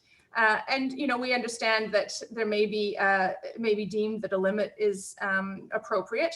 If a limit on this type of work is required, we feel that a permitted allowance based on a rolling average over a number of years in proportion to the size of the SNA could be established. And so to illustrate why and how we think that would work, I'd like to hand over to Bruce to give you a little bit more of a practical example of how that could be applied. Yeah, good afternoon. So we have a 25 hectare bush block right at the back of our farm. It's like a big triangle that comes off the back boundary. Yeah, I think you mentioned that at the earlier hearing. We're broadly familiar with your property, I think, assuming it's the same one you're referring to. Yeah, so it cuts the back of the farm in half, this new designation in SNA. So to get from one side of the bush block to the other without going through it is a 2.5 kilometre journey on a very steep gradient down around the bottom of it. So there is a existing track that would have been put in years ago when they used their horses and things like that, that I can take a quad through, which is 800 metres long, has a nice gradient and runs along the back ridge. So it's not got any native trees standing in the way of it or anything. But if this track was to be constructed in a modern era, in a situation such as mine, it would use up all the original notified earthworks allowance many times over. And as the rules stand, it would require a restricted discretionary consent, which would be daunting to landowners and not invite compliance. So once in place, a track only needs minor upkeep, say every 5 to 10 years. So we require the ability to do a bigger job all at once, with maybe a 5 or 10 year average allowance all done at once, relative to the size of the SNA as well. So if you've got a 1/2 hectare SNA, obviously you don't need as much allowance as a 25 hectare SNA. So this is the same point, isn't it, from a SNA point of view, as opposed to a landscape scenario of, it's the same argument, isn't it? It is the same argument. It's but because it's very relevant to an SNA in respect that we have 5. I mean, it's relevant to the whole thing to be discussed. Yeah, no, I understand. I guess what I'm saying is the justification for being able to do things at scale when you've got a big property, the sorts of things that you raised. I think we understand those from last time. Okay, so what really my solution to the problem is that, would it be, so after 10 years, if the end result is you chip away at making a track for 10 years to use your little allowance that you're allowed, after 10 years, you finally got a track. Why not let us do it all at one go and then not do anything more for 10 years? So we've done the same thing, but we've done it efficiently. So yeah, that's all. No, I think we understand that. And you've made that point very clear to us at the earlier hearing as well. Okay, so the point's not lost on us. Thanks. So, so the next section to look at would be about the vegetation clearance, and we would recommend a similar allowance for vegetation clearance in an SNA. So a rolling annual average that would be scaled in proportion to that SNA. This is where we come into the tricky part of this whole scenario. Defining an area as within an SNA or outside an SNA is exceedingly complicated, as we have heard already today. And it will have substantial consequences for on-farm operation. So common sense presumes that very little productive pasture should be classed as an SNA, and that most productive pasture would be assessed as outside an SNA. The rules don't necessarily provide that common sense or the way that the rules have been applied. And so we have very serious concerns that farmers have really no clear permitted pathway to protect productive pastures. And none of us can afford to engage an ecologist every time some pasture maintenance is required. We suggest that farmers might simply ignore the clearance rules that are too difficult to interpret and do not invite compliance and are probably pretty impossible to monitor. Farmers will seek a permitted pathway that enables typical farming practices, which is informed by very clear guidelines about the threshold for what is an SNA and what is not. We'd also like to suggest that we really feel we need to find a more discerning filter to identify the really truly significant areas, the special ones, rather than attempting to capture them all, regardless of size or quality. And I think that's a sentiment that's been expressed already today. Just to highlight the pasture maintenance issue, again, I'll hand over to Bruce to talk a little bit more about that. So Kānuka, Mānuka and Totara, they pop up in our pastures on a regular basis. We have hundreds and hundreds of totaras on our farm in the pastures, like dotted around. They're in little groups or they stand by themselves. But there is a limit to how many we can allow in our pastures. We need the ability to maintain existing pasture. We don't need a limit on size of tree and area cleared. If it is existing pasture, surely, and it's invaded by scrub and trees, surely we need to be able to remove them so that we can stay as the key words existing pasture. So the rules that we are not to remove native trees, this is another thing, within 10 meters of a water body. Our farm has 20 kilometers of waterways. So if we had to have 20 meters, like a band, so 10, this is over time, if these trees move out from the water body, we'll have a 20-meter band 20 kilometers long, which is 40 hectares. Now, that'll be all taken out of pasture. Now, once again, we don't need this rule because if it was pasture, surely we should be able to keep it as pasture. Now, the Freshwater Accord advises that we need a 3-meter setback for our fences. So I don't know where this 10-meter rule has come from, that all trees in this 10-meter zone from a water body are any more sacred than one out in the middle of the paddock. So that's what I've got to say on that. We understand the point. Thank you. So I think we wanted to just talk a little bit about economic impact and land value. Ms. Hill, I am going to have to hurry you along a little bit. You have provided us with a summary, which you've said that you wouldn't read, and you just highlighted a few things. And we have allocated 10 minutes to people to present their summaries, unless they've requested more time. So I'm just going to need you to say what you need to say, but please do it reasonably quickly. Absolutely. So to highlight the example of how an overlay on the planning maps can impact capital land value, as I say, we brought Brett Harvey along, who's a landowner in our group, to give you an example of how dramatic and devastating that can be to land value and saleability. All right, yeah. Well, I've got a 102-acre property bounding on Lake Waikiri, which is practically, I would say, 90% now a significant natural area. Supposedly a wetland, but it's not wet. It's never been ground sourced or anything. And I would actually have been trying to sell it, and it's slowly been getting more, and the value is coming up and offers are getting higher and higher and becoming quite realistic. And all of a sudden it's been hit with this SNA, and it's basically unsellable really. For a reasonable price, you'd probably get 50,000 from Fish and Game or something maybe, but it's even, I went to the council meeting there, and I was talked to, I think it was Jerry Kelso, and showed him the map, and the first thing he said was, oh, this is going to make this property worthless. And that's exactly why I went in there to say, look, you've got to take the significant natural area off. It's not a wetland.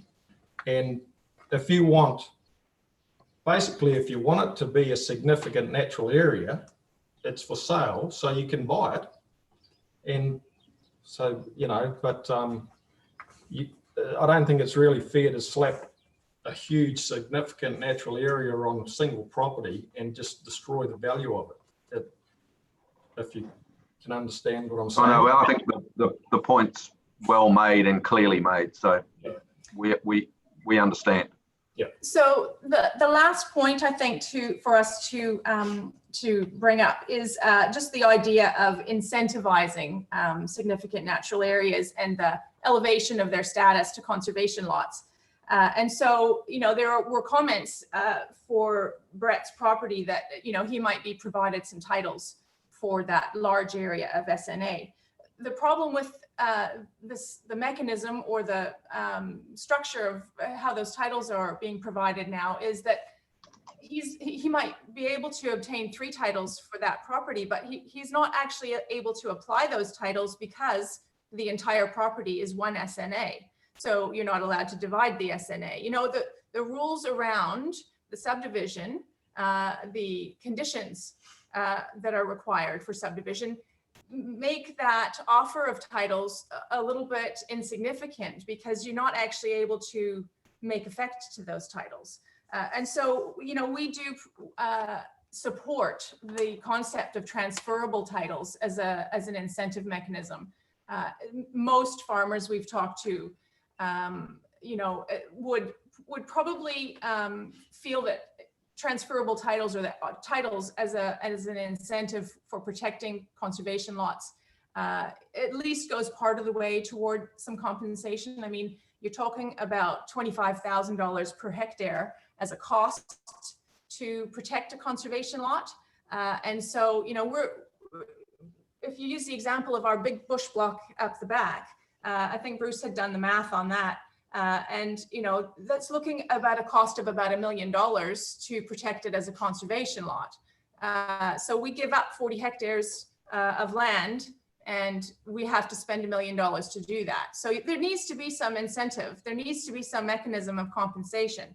And unfortunately, farmers don't want to see the erosion of our productive land. And so, you'll probably not find many farmers who do want to chop up their farms into little pieces and start selling it off.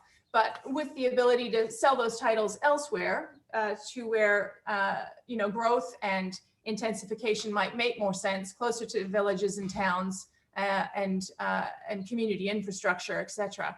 That would be a mechanism that we could get behind in most cases. No, that's fine. I am going to stop you there because I think you've made the point on it, and we've been pretty generous in giving you considerably more than the 10 minutes that have been allocated. So let's just see if there's any questions of you. Mr. Mark?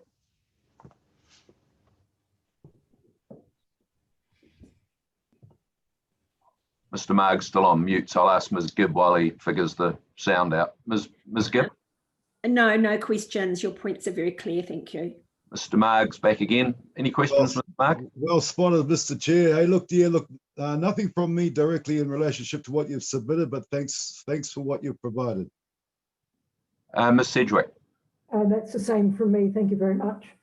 And Mr. Cooney? No, thank you. No, and I've got no questions. What you've said is very clear. Thank you. So thanks for your time and the effort that you've made to present it to us. Thank you. Thanks. Thank you.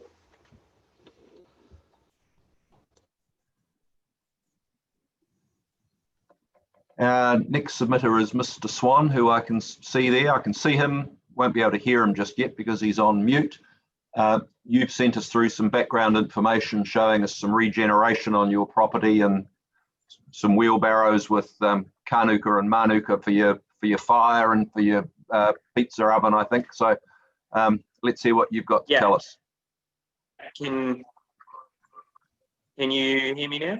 Yes, we can. Thank you. Hello. Yes, we can. We can hear you. Okay. Hey, guys. Thank you for your time. I'd just like to reiterate that as a farmer, you need to be able to maintain your pasture. And like other submitters have said, that kanuka and manuka grows like a weed. And where we live, there's a lot of road frontage. And if a tourist drives past and sees that I've cut down some manuka to maintain a fence line, then I'm breaking the current Waikato district rules. So it feels like you're going to get penalised to maintain your farm. And that's what I was trying to show with the pictures from 1966 compared to now. If we don't keep maintaining the pasture, our farm will go back to what it looked like in 1966.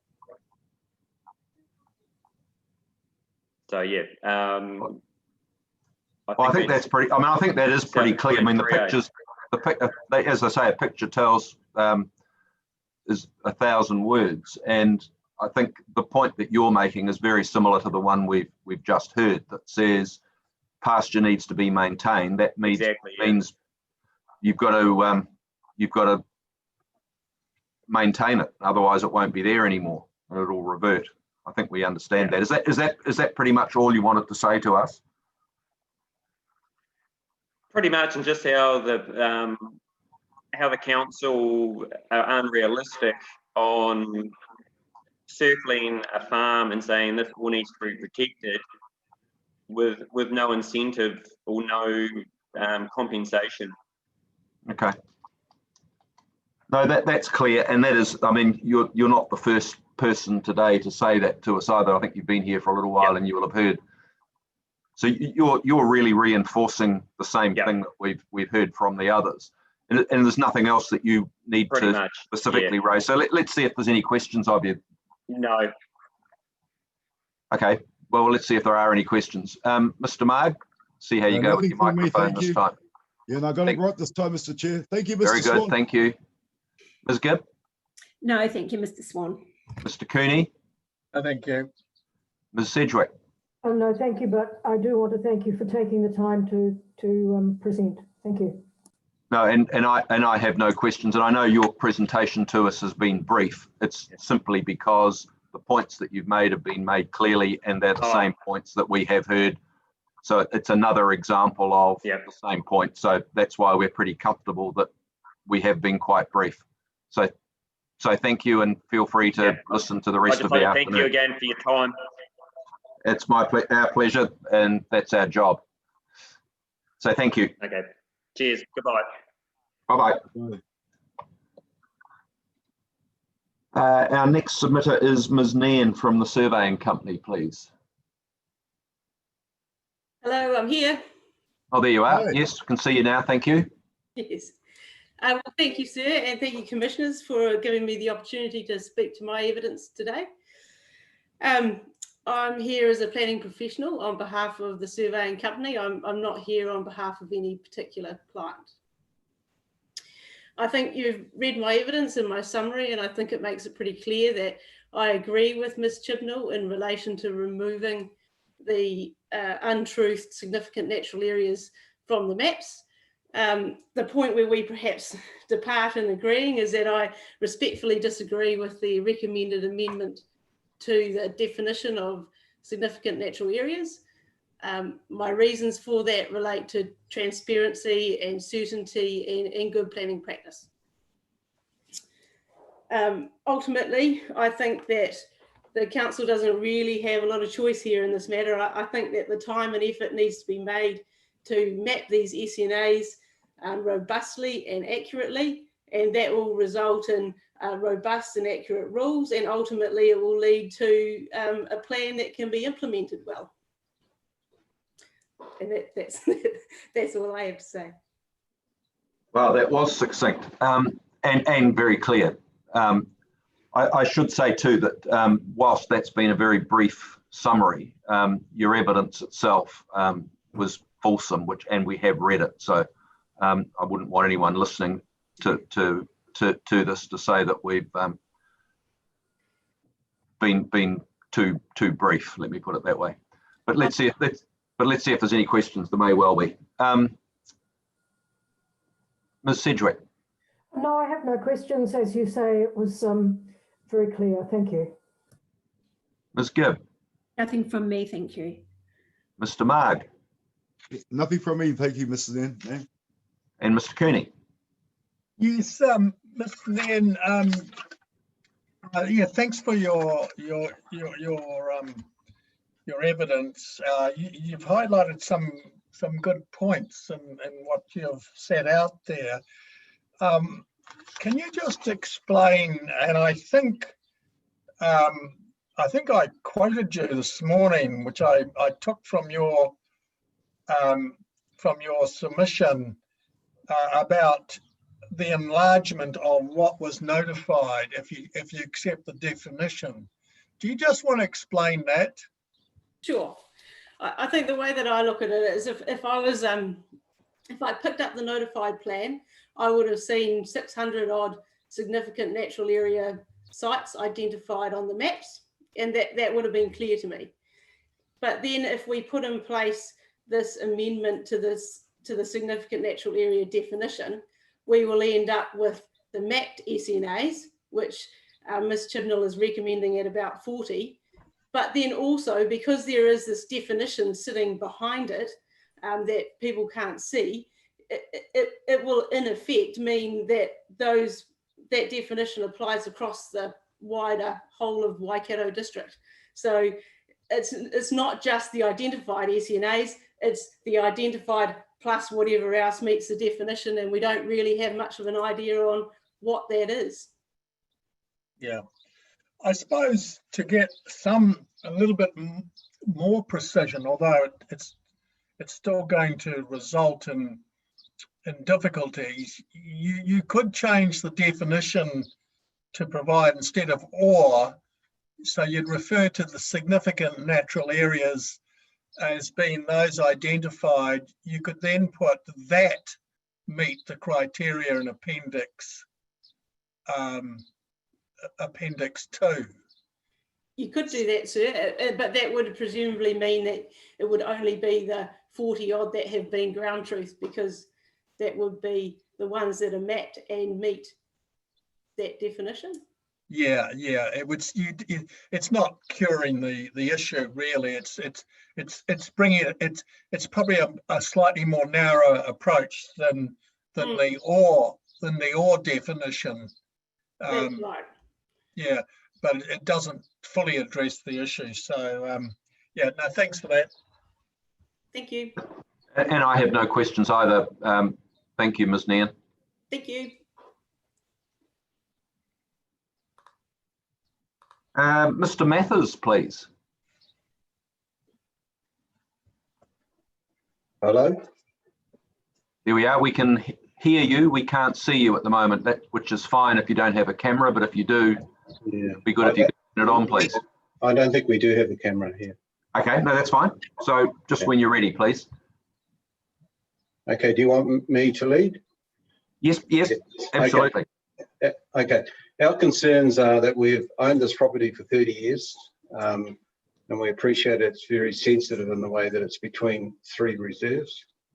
We've accommodated all the landowner, all the reserve people into our development with it, which is re-veg natives, which we've done thousands on our own money. Also, as you've seen, we've got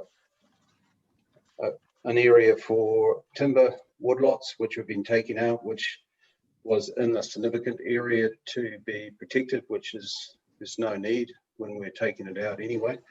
And the property's always been in the family, and it's still in the family trust. And our future development is to bring more family people back onto the property so we can house them. We've got 1 now. We'd like to have the other 2 back here. So we have got further development, but we don't want to be restricted on our own planting as a significant area. We don't have any problems with protecting our own planting. The existing native bush that was here is still here, and we've created more. When we took the property over, it was the top end of a dairy farm, which was destroyed of any of its natural trees and vegetation, and grazed hard that it was eroding in areas. We've protected all that. We've brought it back with the re-veg from both reserves into our property. So our big concern is that council could make a wrong decision on where they put the significant areas. We would like all parties, that is the reserve owners and our environmental people and council environmental people, to make a plan from where we can go from this stage to finish it and get our family back here. We believe it's going to go into, it's a split zone. It's going to go all into country living, which enables us to create more titles. We don't have any significant excavation or earthworks to be done. It's simply just, we're environmentally people. I work in an environment. My wife, our family live here. We've restored it back to as close as we can without 100% coverage of native bush. So we'd just like the opportunity to meet with council staff and your representatives to take it to, so it's a win-win. So you get your significant areas, we can still live here, we can progress with our bringing our family here. And it's not a hard achievement when 90% of the work has been completed. It's really only just mapping out the areas which you have concerns. We have concerns. On one of our boundaries is Queen Elizabeth Reserve. 2 of the areas you've mapped out are woodlots, which have no significant value, but it could go back in after we take the woodlot out into natives, which we will be doing as well. So, and if that doesn't restrict us in our further development, we don't have any issues. But we just need to know what your guidelines are for our future plans, which is to bring the family back here. So we've done it over 30 years, and that's great property. So is there anything that we can do? Like, we've had phone calls from Susan Chidnell with short notice to come onto the property to inspect it, but each time I've been out of the area and she hasn't emailed me and set a time, so we haven't been able to connect. So that would be in our advantage and your advantage to actually have a site visit and move forward. Well, we'll leave that for you and Ms. Chibnall to work through. Our jobs to hear the evidence and submissions and make decisions. We're not making any decisions for some time because we've got other hearings to run before we do that. And if you and Ms. Chibnall or the council folk are able to have a discussion offline, then that might be a good thing, but that's not something that we will direct or dictate. That will be between you and the council staff. Okay, I've raised that with Susan. Yeah, no, that's fine. That's fine. You can take that up with her, you know, next week or whenever's convenient to you. But we'll leave. We won't get involved in that discussion. Yeah, I think she was steering this to get this out of the way first, and then for us to come back. Well, as I say, we'll leave you to that. But let's see if we've got any questions of you, Mr. Cooney. No, thank you. Thanks for coming along. Thank you. Ms. Sedgwick. No, I have no questions. You're very clear. Thank you very much. Thank you. Ms. Gibb. No, nothing, thank you. And Mr. Marg. No questions, but thank you for your photos of the work that you've done over 30 years. Kia ora. Thank you. And I don't think I have any questions either, Mr. Mathers. That's pretty clear. So Okay. thank you for your submission, and you're welcome to stay or go and do something else if you wish. It's entirely up to you. But thank you. Thank you. This is our scheduled afternoon tea time, but I'm mindful that we've got. I understand there's a couple of submitters that have some issues. So I think we might hear from Mr. and Mrs. Stark, and then from Bathurst, and then we'll break. For afternoon tea. So I can see Mr. and Mrs. Stark there. The microphone's on, the camera's on. Yeah, you can hear us? We can hear you, so fire away. Okay, well, look, thanks for the time to listen to our submission. We're going to sound a bit like a broken record, because I just heard other submitters that have exactly the same concerns that we do. We farm a steep hill country farm, sheep and beef. We have land that if we don't maintain will revert. It has in the past. We've gone through a process of bringing back land into production. I feel the way District Council has approached this plan with regard to SNAs and vegetation clearance is far too restrictive. We need to maintain our farms, and for the last, well, when the plan was notified, I guess it was 18 months ago now, we've been unable to spray any manuka that's regenerating without breaking rules. Teresa and I went through the process 10 years ago in this plan.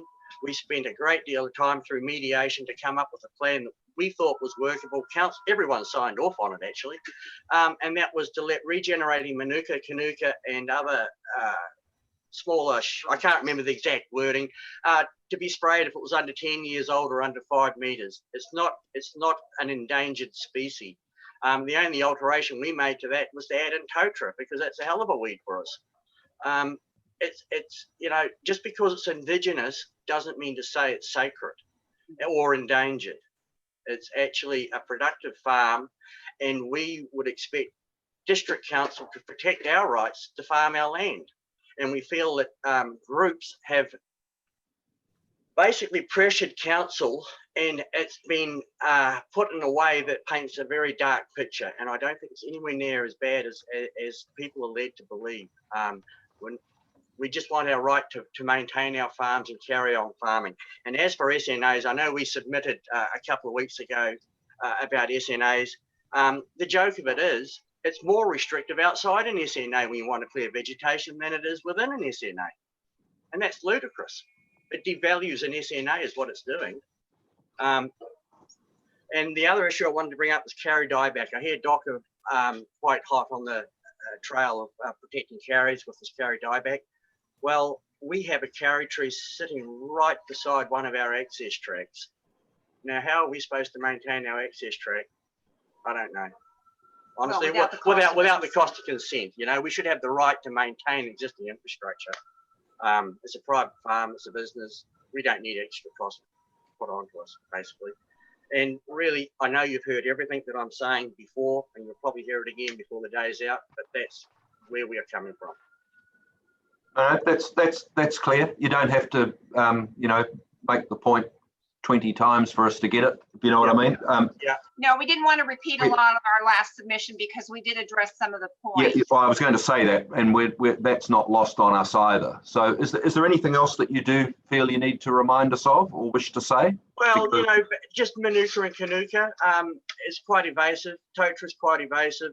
Back in the 1840s, Manuka and Kanuka wasn't really on this hill country that we're farming. It was more a lowland species, and it's basically shifted. So it's where it is now. It's probably more plentiful now than what it was then. Okay. That's all I have to say. All right. No, that's fine. Well, let's see if there's any questions of you, Mr. Mark. No, very clear, Teresa. Thank you, and Stephen. Thank you. Thank you. Mr. Kearney. Yeah, that's good to hear from a person at the cold face to tell us about your, you know, the day-to-day work on a farm. Yeah, we spend hours spraying weeds, and when we see a Manuka, we spray it too. But we haven't done it for the last 2 years, just so you know.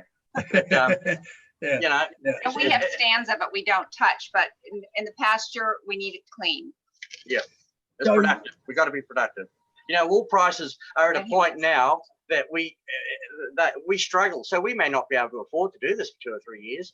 And then it becomes you know, it's quite apparent that you've got it. And then people seem to think we shouldn't touch it. It's still part of our farm.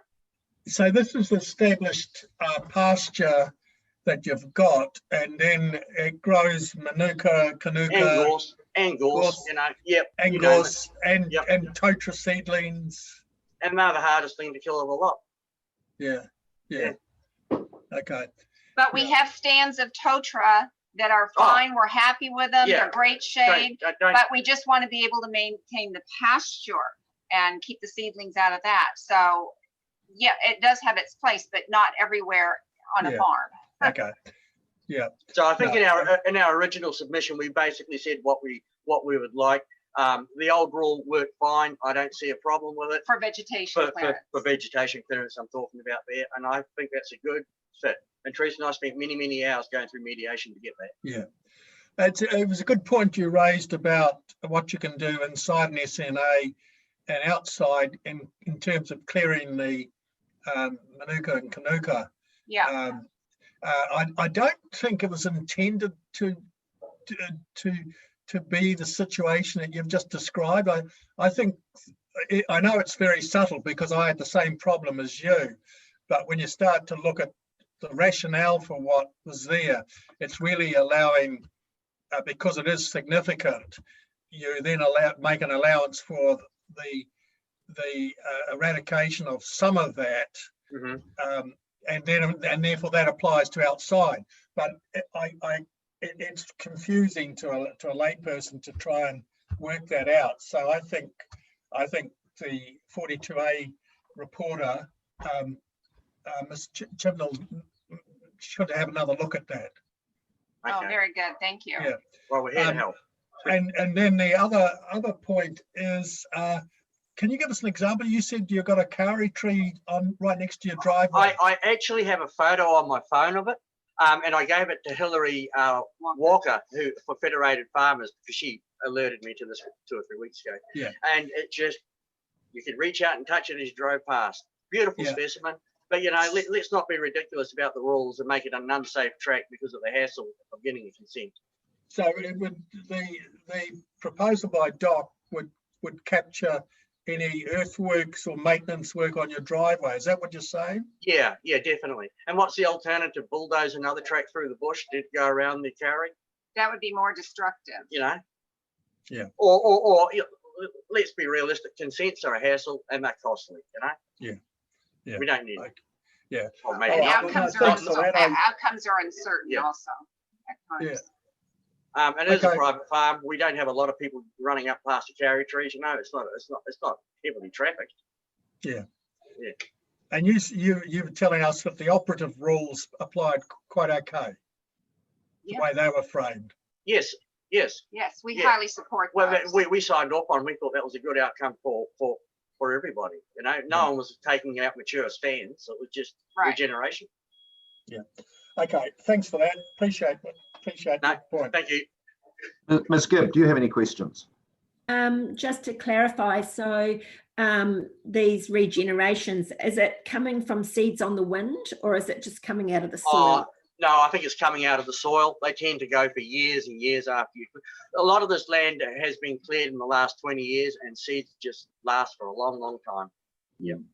Okay. Thank you very much for your submission. Thank you. Ms. Sedgwick. No, I have no questions. Thank you. You've made your challenges very clear and we fully understand them. Thank you. And I don't have any questions either. It's very clear. Thank you. Thank you. Thank you. And Mr. Cooney made mention of hearing from the coalface, which we're about to hear specifically of, because we've got a coal mining company coming up now. But as I said at the start of the hearing, my firm's relationship with this submitter is such that I won't take any part in hearing these submissions and evidence or deliberating on them. So I'll mute my screen, stop my video. All right, thanks, Mr. Leckie. Do you want to start off? Thanks. Yes. We've got your legal submissions there. We've read them. You might just want to talk to them. The floor is yours. Thank you, Commissioner Cooney. It's a bit of a compliment to be described as being heard from the coalface. I think if you Bathurst staff would have a laugh about me in my suit sitting at the office presenting from the coalface, but I appreciate that. I've got virtually with me Mr. Pilcher, General Manager of Domestic Operations at Bathurst. Mr. Pilcher's filed evidence and will take any questions. Hearing what you've just said and appreciating time constraints, as you say, Commissioner, I've filed legal submissions. I can distill down really to three key points, the case for Bathurst, and some of it has been presented a bit today, so I won't dwell on it, and some's new. But there is large alignment with the updated position of the 42A report writer. So the point number one is Bathurst seek and agree with SNAs that haven't been ground truthed being removed from the mapped version of the PDP. Mr. Pilcher's evidence has an ACOM report attached to it. What we did was engage ACOM to stress test some of the proposed SNAs that are of particular interest to Bathurst and BT mining. And that exposed some issues around the identification and whether they did indeed trigger the SNA RPS criteria. So in my submission, that's a good tangible example of the issues with a lack of ground truthing. So the position is from Bathurst that the SNAs, there needs to be a high integrity associated with the evidential justification before they fall down into the district plan. It's theme one. Theme number two rolls over from the rural hearing, which is Bathurst seek a reference to functional need be added at a policy level to the mitigation management hierarchy. So this would sit around 3.2.3 or 3.2.4. And in my submission, that will better give effect to the RPS, which refers to functional need. And in my legal submissions, we've proposed some wording around that. And the last theme of the Bathurst case in relation to this chapter is a refinement of where the council's got to regardless on offsetting and environmental compensation. It's a relatively technical matter, but the issue for Bathurst boils down to the fact that offsetting the Environment Court's described as like for like, whereas environmental compensation is replacing like for unlike effects when applying that as a concept. What Bathurst is seeking is that the proposed reference to economic compensation be replaced with environmental compensation, just to better give effect to the relatively standard terminology applied by the court.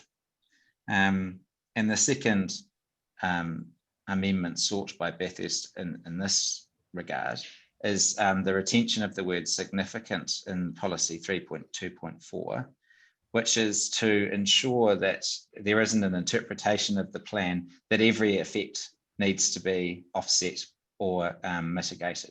That after applying the reverse pyramid, if you like, effects management hierarchy, it is appropriate to still have a residual effect. Now, my read of the 42A is that I don't necessarily understand the council to disagree with that. I think their word significant has been amended to a more than minor from memory. Bathurst would prefer the retention of significant, but a threshold of more than minor is better than nothing. Although I'd note that more than minor is a difficult test to potentially apply evidentially. But they are the three key themes of Bathurst's submission for this chapter, and I'm happy to take any questions, as is Mr. Pilcher. Yes, okay. I think we'll hear from you, Mr. Pilcher, as well, and then we'll ask questions. All right. Good afternoon, everyone. Thank you for the opportunity to present some evidence. So our major concern is we have some areas where, obviously, as you've heard in my last evidence, where coal deposits are. Now, we can't shift those. Our functional need, as Joshua pointed out, has to happen in those areas. And we're very, very fortunate to have these coal deposits in the Waikato area.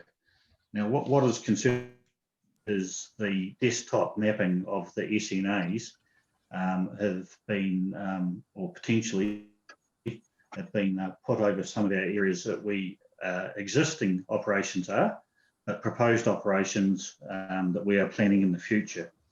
Now, the concern is that these SNAs are desktop mapped and that they have not been ground truthed. And as Joshua pointed out through the ACOM report, we stress tested that and found that some of these areas did not qualify that do. We don't doubt that, but there's some areas that don't qualify and some areas that are far smaller than what was on the SNA mapping, and that severely restricts our operations going forward. So what we are seeking is that those areas that aren't ground truth be removed. And we have no problem at all with SNAs that are legitimately meet the policy of the council. So that's one of the main area of concern for us is the ongoing restriction of our operations on and during the COVID, our operations were deemed as essential service for supply to Genesis Energy for the Huntly Power Station, to Open Country Dairy, to Fonterra and so forth. So that the coal mining is required, but we are just very concerned that we are going to get further restrictions through these SNA areas. All right, that's it, is it? Yeah, we also note that the Ms. Chibnall, the Section 42A report writer, recommends that the SNA areas that have not been ground truth be removed. Yeah, and that's the debate we've been having Yes.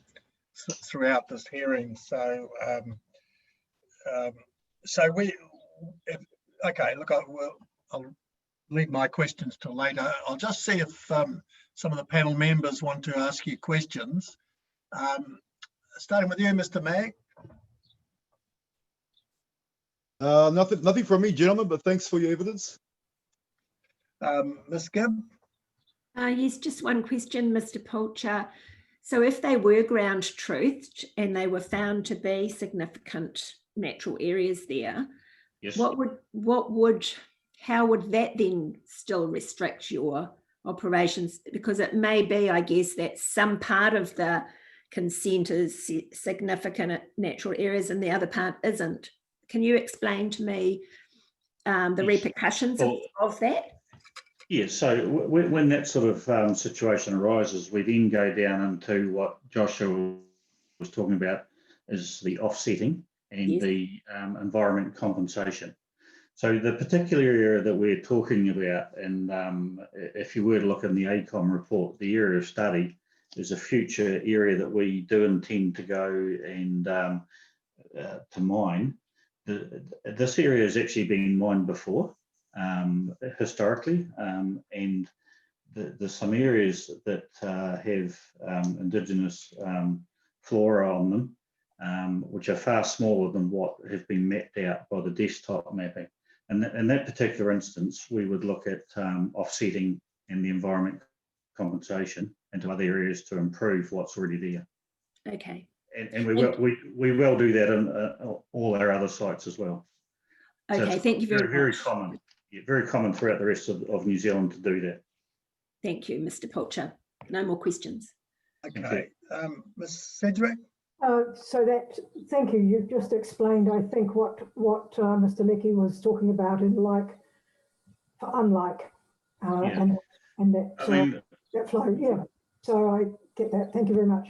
Yeah, one thing we need to keep in mind is that, as I said, this area that we're particularly interested in, it has been mined before, and in the grand scheme of time, the mining that we do is very, very short. Like we would be mining in that area for approximately 8 to 10 years, and then of course the rehabilitation takes place, which is far better than what has ever been done before. And part of that is that we would plant large areas of native plants, and for that offset and compensation. Yes, and I just on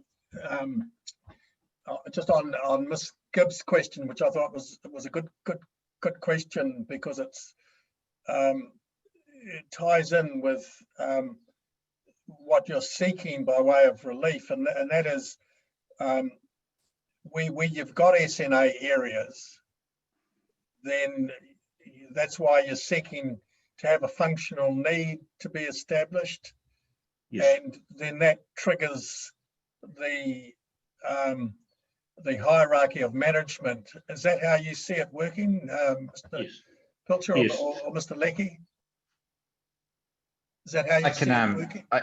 I can jump in, and Mr. Pilcher may have some comments too, but yes, that's right, and that's in my experience with Bathurst elsewhere around the country, that's how it works in other districts, is that there is that mitigation hierarchy, with obviously the first preference being avoidance, working through the hierarchy, but it's the way I'd describe it from Bathurst's position is it's about not closing the door to the opportunity, and where there is a functional need, and that is achieved through ideally offsetting, but if that can't be achieved, then the more indirect and potentially more remote, in terms of in a locational sense, environmental compensation. So yes, is the short answer from my perspective. Yeah, no, thank you. And I do take your point about the term significant, because there isn't a hierarchy there, and it's your argument is, well, unless you've got it in there, then you have to do all this management hierarchy on effects that are maybe minor effects. That's your argument, isn't it? Yeah, that's absolutely it, and that's an argument or a fear that's based on a sort of a literal reading of what's there, that it could be interpreted in that way, without a threshold of some sort. Yeah. All right. Well, thanks very much for your submissions, and thanks for your legal submissions. They've been helpful. So thank you. Yeah. Thank you very much, Commissioner. Thank you for the opportunity. All right, is Mr. Chairman back yet? He's probably having a cup of tea. Oh, there it is. No, you're right. That's uncalled for. Be nice. Yeah, I am back. But we are going to adjourn for a cup of tea time. So let's just take 10 minutes, and then we'll come back and hear from Ms. Greensall from Tainui or Tainui.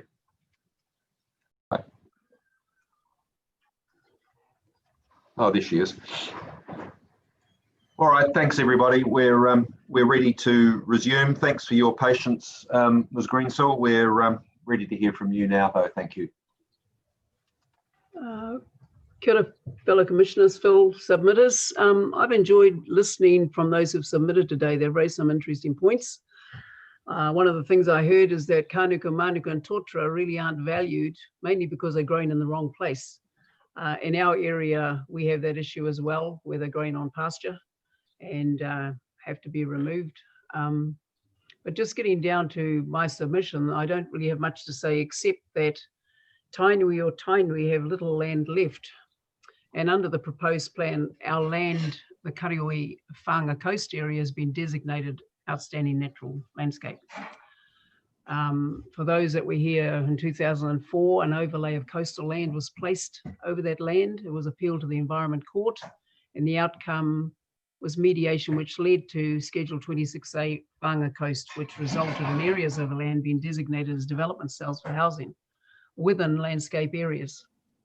To date, of the 16 multiply owned Māori land blocks remaining in coastal indigenous forest, only one whānau have applied for a road and 8 sites to be established for papakainga housing. So that's 10 years. All we want to ensure is that the gains that were made in 2010 to utilise our lands with a minimum of encumbrances are retained. And I guess we're happy with the rules that were gained under the last plan, many of which have been applied in the tangata whenua chapter of the proposed plan. So I don't think we're going to have those difficulties again of utilising our land. What's missing from the outstanding natural landscape area on Karioi Maunga is rules which deal with the adverse effects of cycleways, tracks and potential structures such as cell towers and other things that are likely to become prominent if the rural connectivity stuff starts going ahead. I'm presuming that they'll be looking at our mountain and looking for sites which are going to give people better access to their mobiles. So it would be good to see some rules about those particular things. I don't know whether they fall in the plan. And just the last thing, I guess I take a bit of exception to the ecologist who has an opinion about having to be registered to be, given as a person to give valid evidence. We have people who've lived for 60 years on our mountain who have an intimate knowledge of the bats and other species that live there. And I don't believe that they need to be, you have to be an ecologist to actually give that type of evidence that should be taken into account. So that's just a comment. Bats, we have them, yes we do. We don't allow a lot of people in there to see them because they just want to monitor them and add transmitters to them and interfere with their way of life. But that's really all I wanted to say. I agree with a lot of the people asking for more time on this and for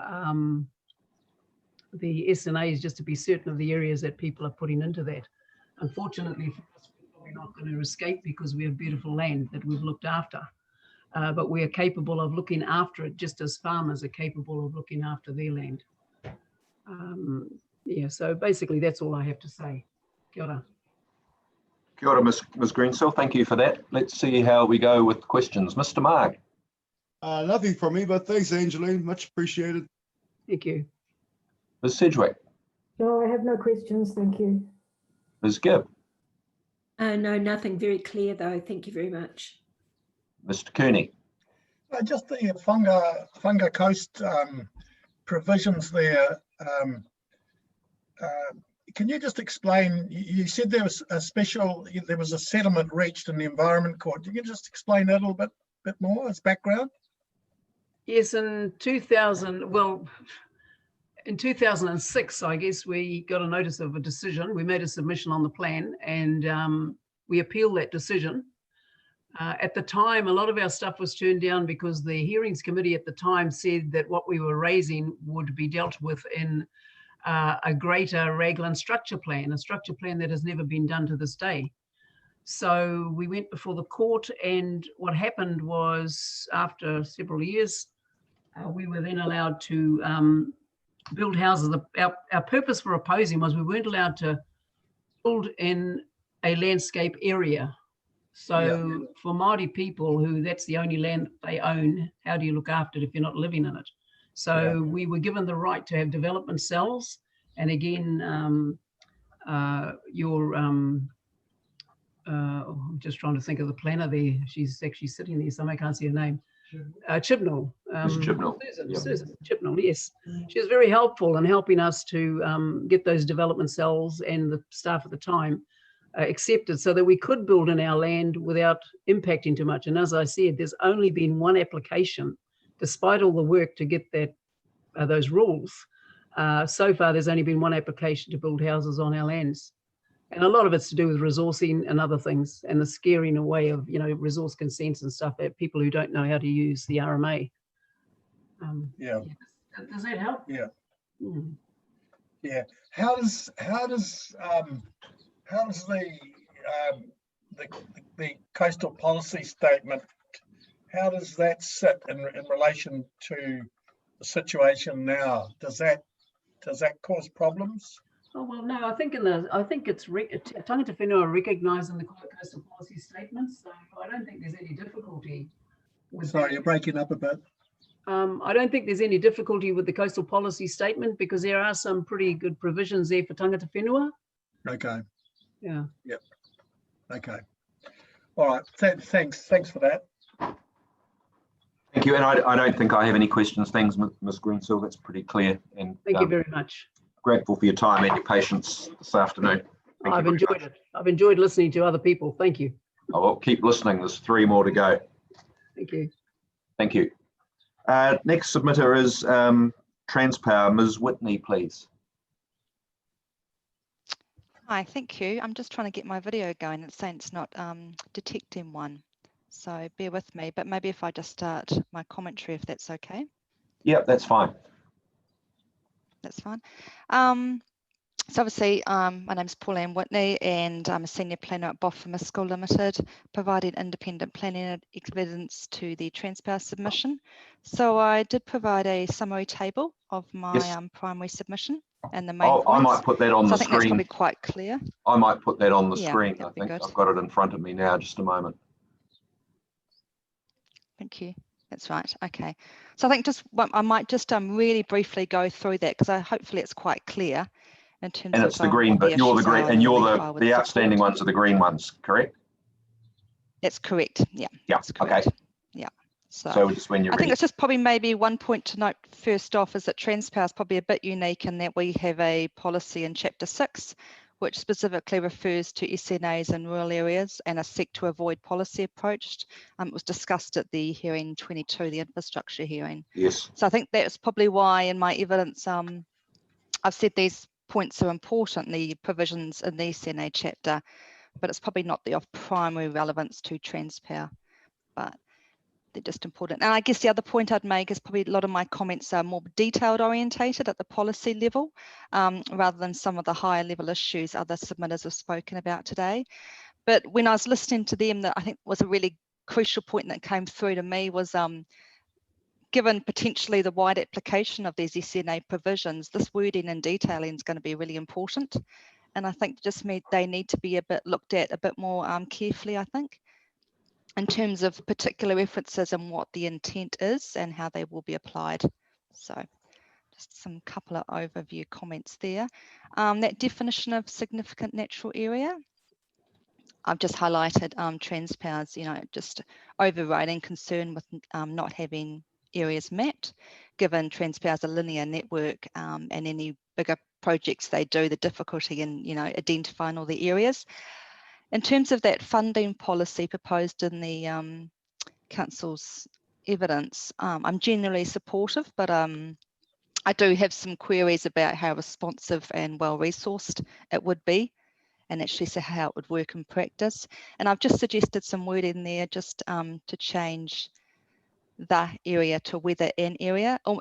When I read it, it almost infers that you only would get the funding if you actually are an SNA, but if you were explored and found not to be an SNA, you'd have to pay it for yourselves. Anyway, it's just something the panel may want to look at, and officers may just want to make sure it's clear as to the intent. The next one is Objective 3.2.1. I've just suggested an amendment there to change, to delete the word enhanced. I just think protected more reflects the RPS, and I detail that in my primary evidence. Policy 323, this is the management hierarchy. So there's been some quite a few changes suggested to this. I'm supportive of the more than minor that was inserted in clause 4, is it? Yeah, and I suggested in my evidence as well be inserted in clause 1 and 2. In terms of clause 5, there was just a bit of inconsistency between the officers' reports, between what was in the track changes version and what was in the actual main evidence, in terms of whether it was going to be significant or more than minor. So that just needs to be clarified. Like Bathurst, I'd probably support significant more, but as a backstop, I'd support more than minor. So, and then just we've moved down to the next 2 points on the next page. I essentially support the officer's recommendation on those 2 points, and there's no further changes I've sought in my primary evidence or my summary here. So happy to take any questions. All right, thank you very much, Ms. Whitney. Let's see how we go. Ms. Gibb?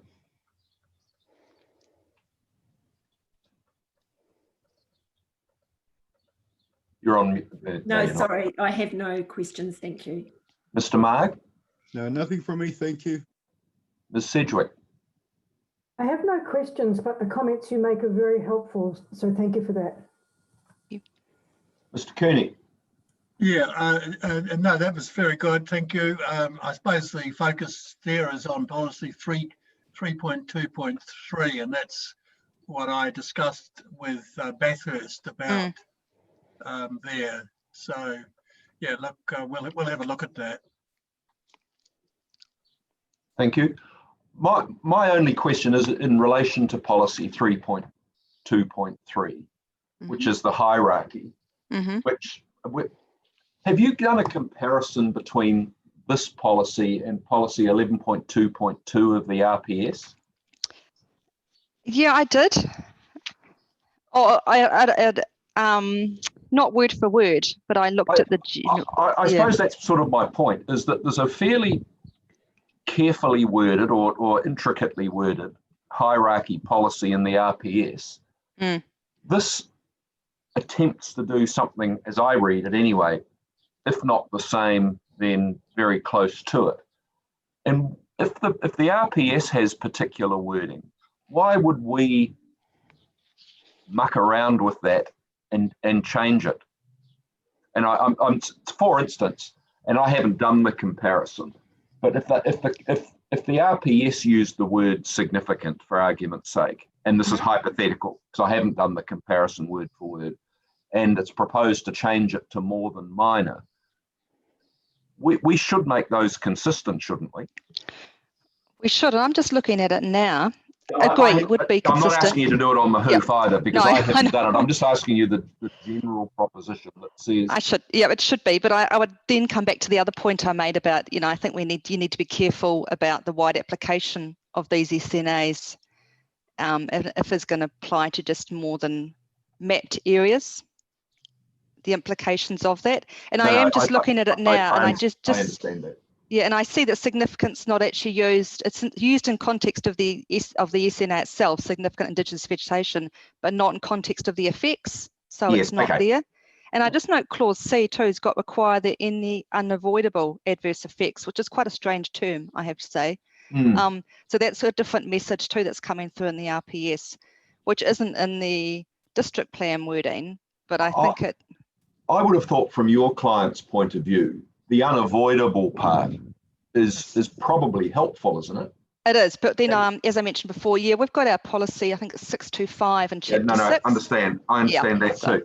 But this, I'm really asking you as an expert planner, more so than just representing the Transpower interests.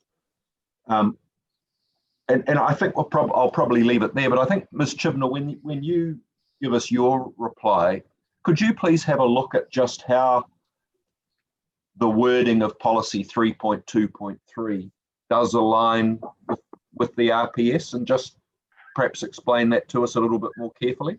Sure. And if there are fundamental differences, explain them to us. Yeah. Oh, sorry.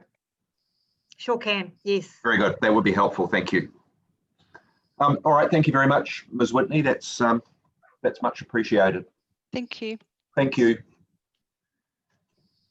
Which brings us to First Rock Consultancy, Mr. Loader. Yep. I can't start my video by the sound of it. That's a pretty good idea, I think. Tells me I can't start my video because the host has stopped it. No, no, we can see you. Oh, okay. No, you're away, far away. Thank you for giving me the opportunity to address the commissioners. Basically, the area that I wish to address is the designation of the significant natural areas. There are other people who have got much better qualifications to discuss the definition, but when in the designation of SNAs, the whole idea is to protect the SNA and to protect the Indigenous biodiversity. But the problem is, to my mind, that the designation of the SNAs that are in the proposed plan were at a certain point in time became locked in, basically. So my submission was that those areas should be contestable where the landowners wanted to contest them. They should be contestable, and until such time as they are contested, they shouldn't be locked in as SNAs. So to put it bluntly, the designation of an SNA protects the area until it's contested, and once it's been audited, then they can prove with good science that it deserves to be an SNA. So that's my contention, and that's what I'm saying, is that I agree with the principle totally. I think that the way it was done leaves a lot to be desired, and I think the easy way out is that just by saying that it is contestable, and until it's contested, it's not finalised as an SNA. So the rules stay the same, that they can't touch the SNA to all intents and purposes until it's contested and audited, but they are able to contest it. And there's not that there was a 3-month window to contest it, and after that it was locked in concrete. So what I'm saying is it should be left as contestable until such time as there is no scientific basis to contest it. Okay, I think I understand that. Let's see if there's any questions for you. Mr. Marg? No, nothing from me, thank you. You've made it pretty simple and clear what your intent is. Mr. Cooney? With sort of the debate you've heard today, is sort of it sort of covers that issue, doesn't it? Because yes, the argument is, well, you know, you can have your wide definition, but it tends to cause a blight on properties because it hasn't been ground truthed. And the argument is, well, look, the other argument is, well, you don't put the sites into the plan until they've been ground truthed, so that there's not this sort of argument about, well, are they or are they not? And so that's sort of that's the sort of decision we've got to make in the end as to where we go with this argument. Yeah, my understanding was that originally they were put into the plan, and the areas that were put into the plan, there was a limited time frame for contestability. And if you didn't contest it, or if you ran outside that time frame, they then became designated as significant natural areas. So what I'm saying is, my contention is that aside from the definition, the actual designation should be still contestable until it's been ground truthed, as you say. So I agree with what you're saying, and I agree with that principle, but what I'm saying is that designation of those areas should be contestable. End of story. There should be no time limit on that contested. That the rules can be the same under the definition, but there should be no limit on the contestability of whether or not it should be designated.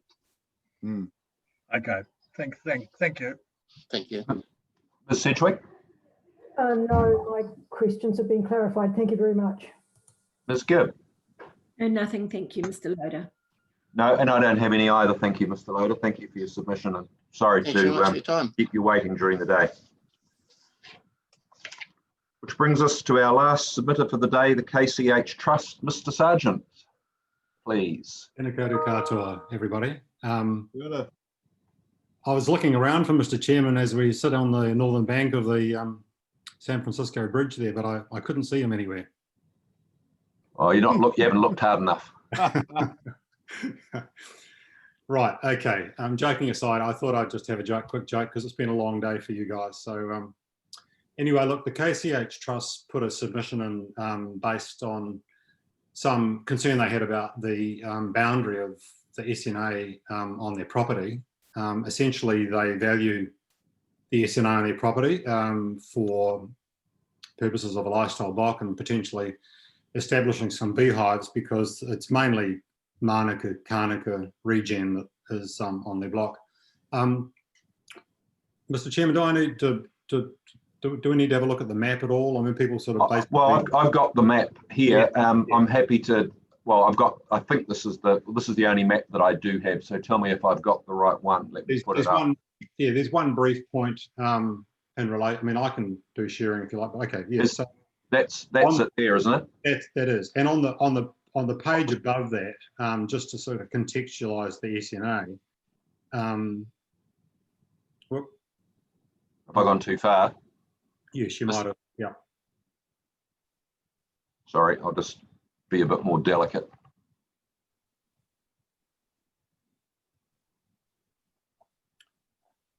So that first map. I don't think I'm not sure that there is on the version that I have here. Oh, okay. All right. Okay. I just want to contextualise. Just keep that there. That's fine. Just the aerial photograph. But this SNA sits pretty closely to a lot of coastal SNA on its western side, and then on its eastern side, there's also more SNA. So I think it's quite valuable in terms of its overall context of generating larger areas of SNA over time. I think you can probably see that land on the eastern side of Port Waikato, Wakareta Road is sort of fairly patchy farmland, and there's a lot of regen and infill going on there over time with regrowth. So I think it's well worth having it as SNA, and that's certainly the position of my clients as well. They did have, however, some questions about the exact boundary of the SNA, and that's what they picked up on in their submission. Now, I spoke to Ms. Chibnall about this because our submission has been lumped in with many where she's recommended the SNA be deleted from the planning maps for this property.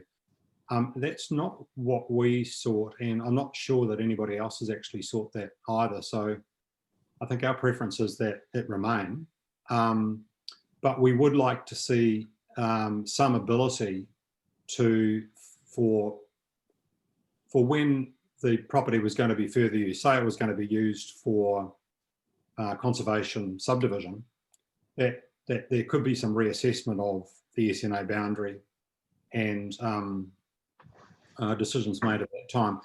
Just on that aerial there, I mean, it's fairly clear. You can see that the SNA applies to the larger area of regen, and the piece in the bottom southeastern corner is currently in pine plantation.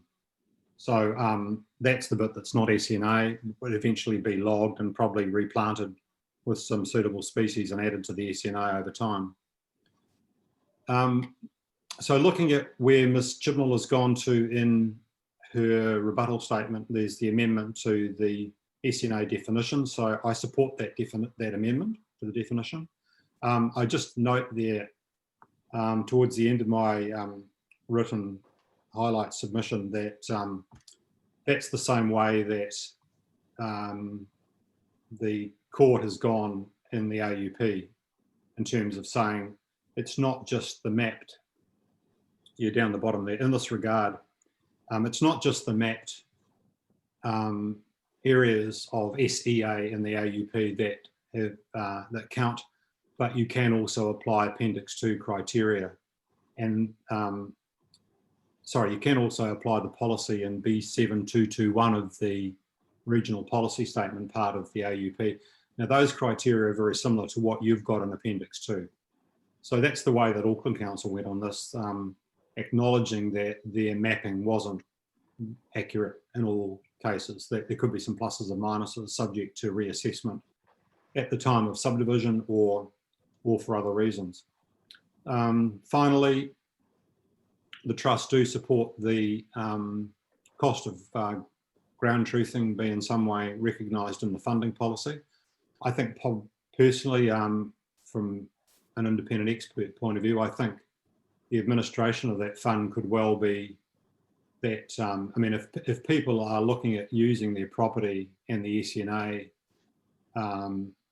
for benefit, that maybe they cover the cost. If other people are looking at reducing the SNA because they feel like it's an encumbrance on their property in the future, then maybe they can apply to the council for the application of the fund. I think that's all I've got to say. Thank you. Thank you, Mr. Sargent. I think that's quite clear, but let's see if there's any questions. Mr. Cooney, can we start with you, please? So what is the relief you're seeking, Mr. Sargent? I'm sorry, I just. Okay, so we originally sought that the boundary of the SNA could be amended, subject to reassessment. Yeah.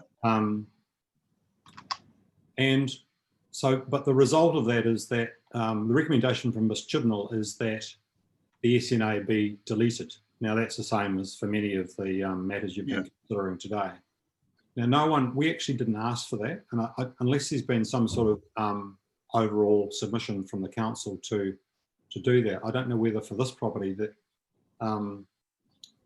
that relief is being sought. So we would like it to stay. But the other part of our relief was we suggested that there be some provision for reassessment. Now I haven't got those words on there, but that's in our submission. Okay, it's I suppose you're seeking that because I suppose we've been looking at through the lens that before these sites go in, they need to be ground truthed.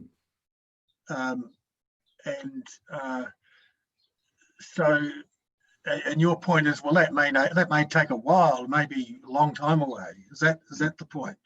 Yes, and I think they've got. I mean, I don't think they've done anything on the property recently, but they do intend to utilise the conservation lot subdivision rules to I think, get one more lot at least. And it's the location of the house that would be important to them in that. They could put it within the SNA. I don't think they need to clear much in the way of vegetation to have a house site within the SNA. There is a little road that goes up off Port Waikato Road. Up through here, isn't it, by the look of it? Right, yes, yeah. There's a suitable building site about halfway up, about where your cursor is now, Mr. Chairman. Yeah, okay. And so that would be fine, but there's probably another house site which would probably be back nearer the boundary of the pine plantation area in due course. Yeah, so I mean, they just want a bit of flexibility, and given the mapping, I don't think that there should be any issue with their ability or anybody's ability to provide a reassessment at some stage. Or, I mean, probably another option purely is that if you're doing vegetative clearance or development within the SNA, then the rules are there for the effect of that to be assessed. So that, I mean, that's sort of another way to go, isn't it? Yeah. You can, and you'd know from your own experience, you can, even though something might be identified as significant or as an outstanding landscape, there have been cases where that, even though they've been identified, they are subsequently challenged in a consenting situation, haven't they?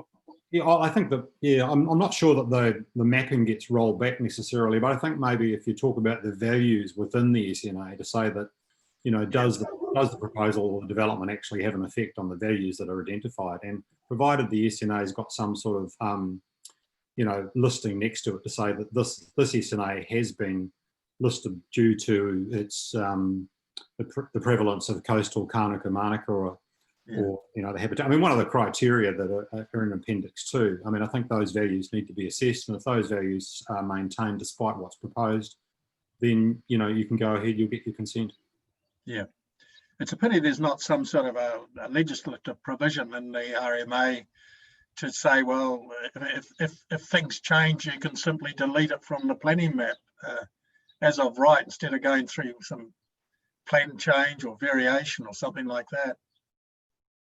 Yes, I mean, I know that Auckland, given that their mapping was a bit deficient in areas, that their original position was that we will trust us, we will do a series of plan changes over time to add SNA or take SNA away, based on resurvey. Now, Judge Smith didn't accept that in the end.